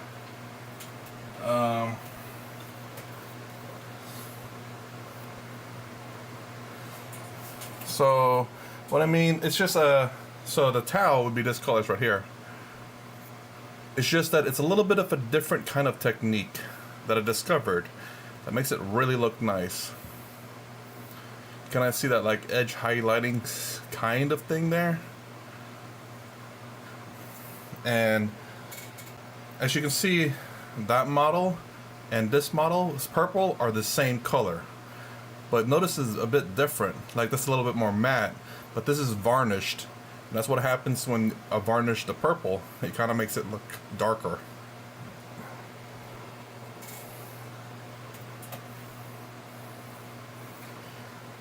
Oop. I forgot I had to paint these guys too.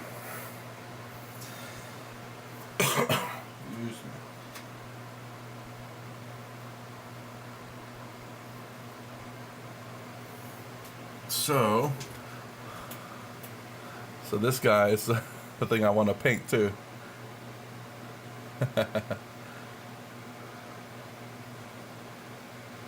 And in Infinity, these are drones, or there are what you call it, doctors and engineers can control these guys to perform for them. So I gotta paint these guys up as some of them white and red for being a doctor, and I don't know what I'm gonna do with engineer. Maybe gunmetal and something else.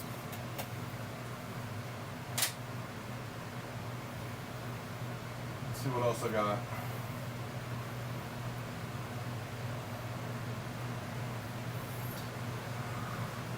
So, does this look official?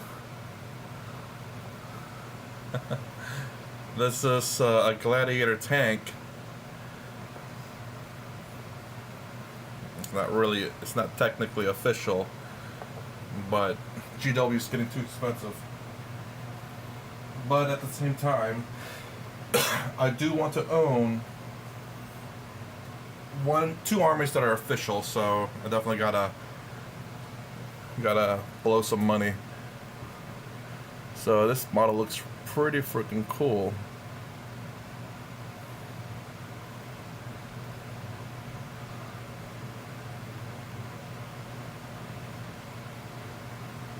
Damn, that model looks so cool.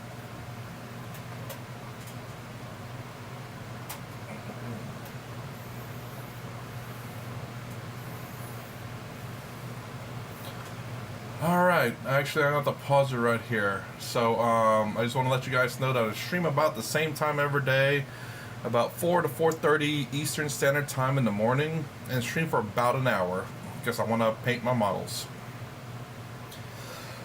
I'll be painting my, I want to finish up my Space Marines, and I want to start on my Tau and finish them up as well, along with my freaking Kroots. Then I want to finish up my O12, which is Infinity. Luckily enough, there's not a lot of models in Infinity, so I think I'll finish them up next, and Tau will be the last because I think there's quite a few models in Tau that I have to paint. I need to finish up on my freaking, yeah, actually I have someone that played an entire Kroot army. He, I don't know how well he did, honestly. But I smoked them with my Space Marines, though.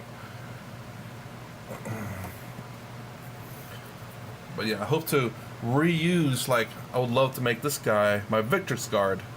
Because, hey, look at that axe.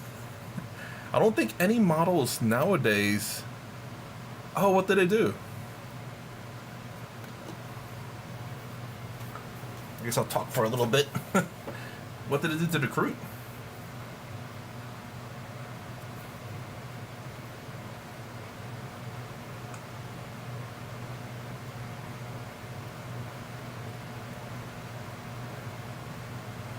But they increased the cost, or what? That's kind of... Hold on. So, they nerf every strip. Oh, yeah. Yeah, for sure. They did do that.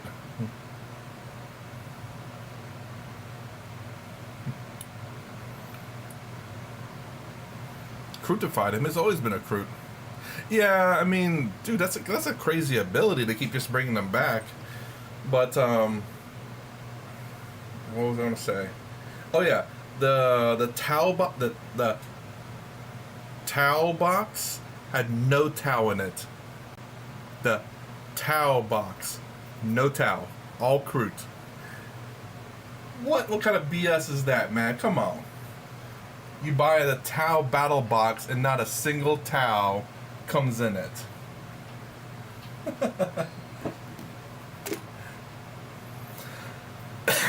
It's like what? I don't know what to compare it to, honestly. Like buying Space Marines and you're getting freaking Imperial Guard in it or something. Or the Imperial Agents or something, you know?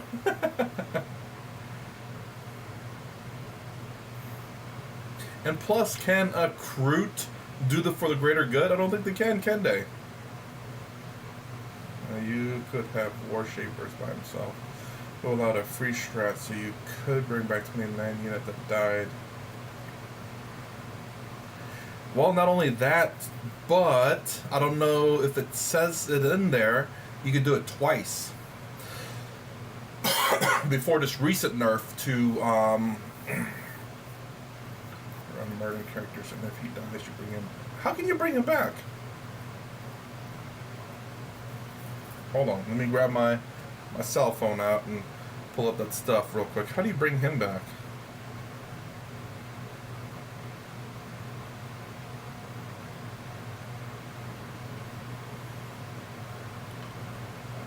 Kind of guide. Yeah, so that's kind of another crazy thing, is the fact that they...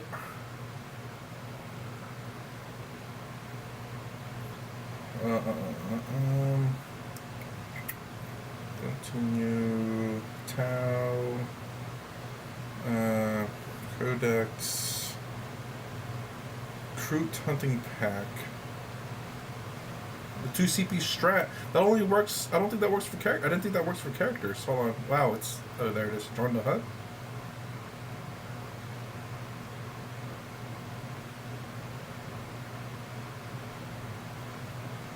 Yeah, so he could use it. He can't. He can't do that. He could use it for free on himself. He can't. He's dead. He wouldn't be able to use it at all.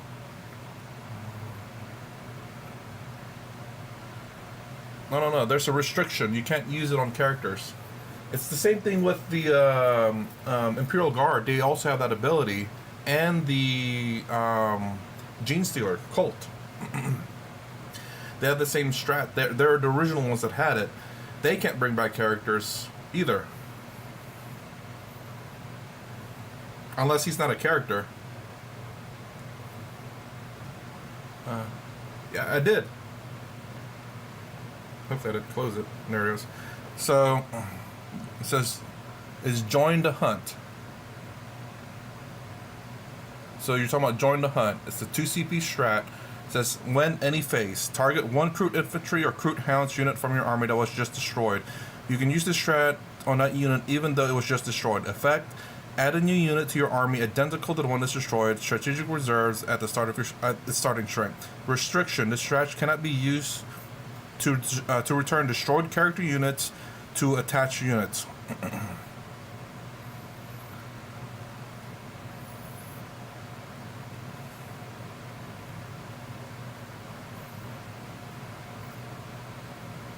I guess maybe if you do rules as read because the character is not attached to a unit.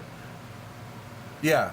So, but the thing is, though, I think it's also that you can't bring back characters because that is too powerful.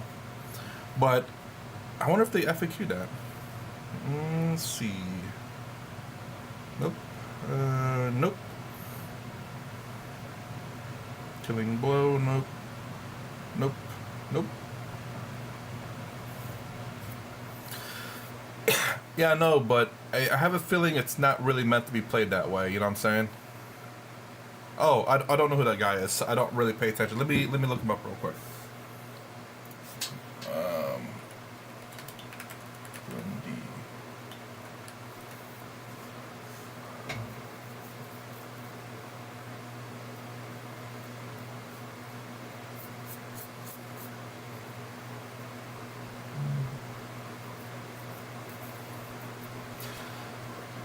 Well, I guess if they played in the tournaments, I guess so. But I have a feeling it's not. I have a feeling they're not intended to be that way. Have they played? Was that played in a I guess official GW tournament? The reason they added that last night because storyline unit. Well, I mean, I don't think it's because of that. Let me actually look up something real quick, and I'll read it out to you. And this is my reasoning why I think it's not that way. So let's look at, because I know Gene Stealers have the same ability, I believe. I don't know which one it's in though. Oh crap! I don't have Gene Stealer calls. They released their codex, so I can't read it. Imperial Guard, have they released their codex? Astrometallarum, whatever. That's Combat Patrol. Combat Regiment Stratagems. So, right here. So, it's called Reinforcements for 2 CP. And when any phase, target one regiment unit from your army that was just destroyed. You can use this. You can use this stratagem on a unit even though it was just destroyed. Effects: add a new unit to your army identical to your destroyed unit in strategic reserves at the start of its strength with all its wounds remaining. This stratagem cannot be used to return destroyed character units to. Cannot be used to return destroyed character units to attach units. Doesn't matter now because you can only use the join once in a game now. I guess. I mean, yeah. But I do wonder, is it? Can you really bring back? I gotta look that up because I guess you wouldn't really want to bring back a character because you'd want to bring back a 20-man squad instead of a single character. But you know, Gene Stealer cults and yeah, Gene Stealer cults had the same thing. That's the reason why I didn't think you could bring back characters. But I gotta look that up now. Yeah, exactly. You're right. You're right. Maybe just because it just seems impractical, but you know, maybe the Gene Stealer cult, or not, sorry, not the Kroots have a better, I guess, character units. What am I gonna look up? Let me try reinforcement first. 40K.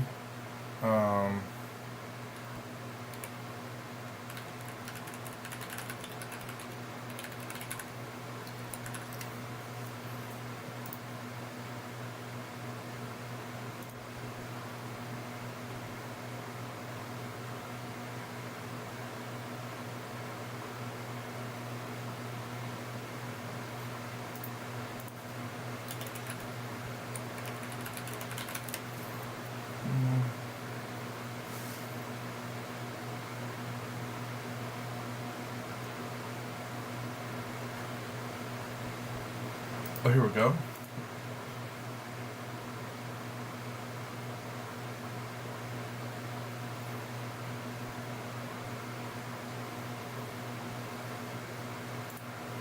$10 months ago, so this is, I think, still within 10th edition. Let's see. You bring him back, and then you use his captain ability in a sense to bring back another unit. Well, I mean, again, I'm assuming Imperial Guard also has something like that, and Genestealer Cults. Again, but I can't read the Genestealer Cults Codex because there's this release.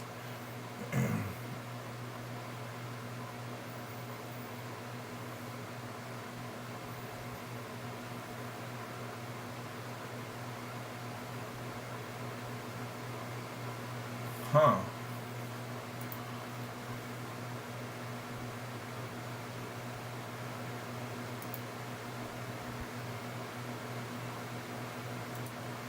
I'll definitely have to ask the people that I play with. I'm heading over there like today. Recruit one calls out infantry specifically. This one does two. One regiment unit regiment unit. I wish I could read the Genestealer Cult one, but I have a feeling they probably have like a kind of similar restriction like. Well, I don't know what it would be.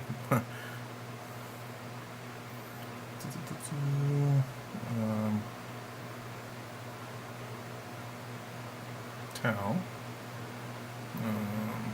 Recruit pack. Stratagems. Recruit infantry or recruit hounds. Let's see. Reinforcement stratagem.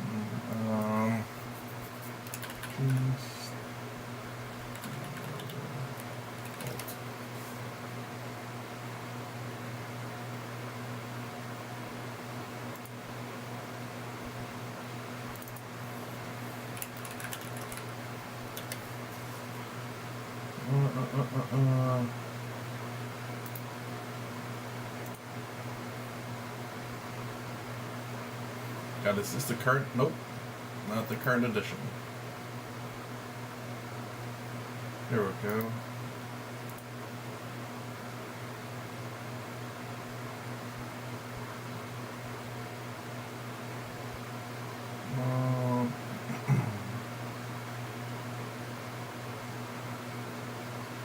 Maybe Genestealer Cult doesn't have one.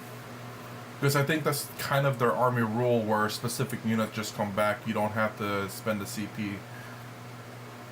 I don't know, I definitely have to ask that. That's an interesting one. I assume it's not meant that way, but at the same time, you know, would you want to spend 2 CP on bringing back just one model? That is, I think, I think I agree with you. With rules as written, it doesn't say you can't bring back a character. Is that you cannot bring back a squad with a character that was destroyed with it because it was attached. So I think you're all right in terms of at least it's rules as written. That is kind of funny.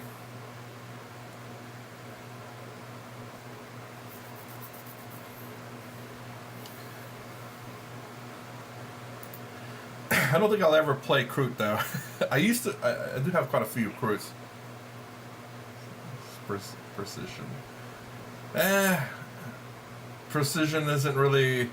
I don't know. I mean,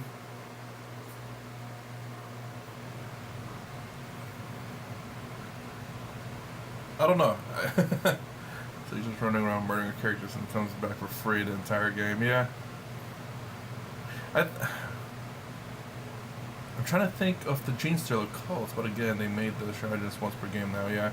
And the captain's ability, mind you's changed too. It's not used as stratagem for free anymore. It's reduced the cost of a stratagem, and I think you can do any stratagem, reduce the cost by 1. So it's no longer locked to, was it a battle strat? You can use it on any strat, but it's not free. It's just, it reduces the cost by 1. So if it costs 1, it is free, but if it costs 2, then it costs 1.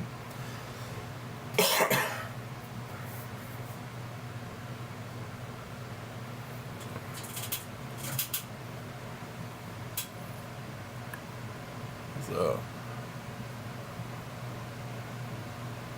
face looking pretty decent. It's not perfect, but it's good enough. Oh, I forgot. I gotta paint this eyes green. Hold on, let me grab the green. I gotta do that. And now it's might as well too. Yeah.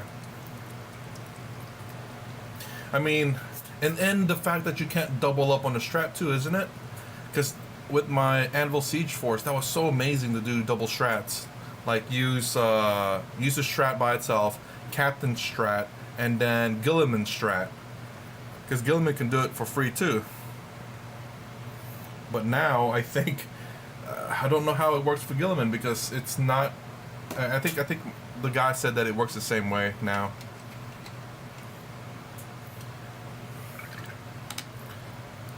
It kind of sucks, and they need to allow Guilliman to just do it for free, unrestricted, just because he costs so much.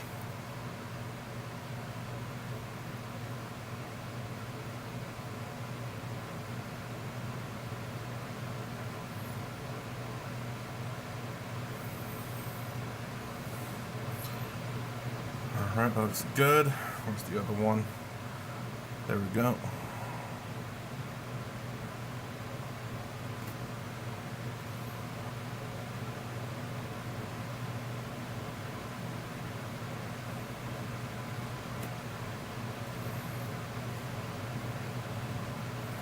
There we go.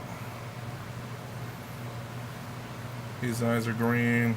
These are green. I guess maybe I need to paint hers green too, or visor in a way.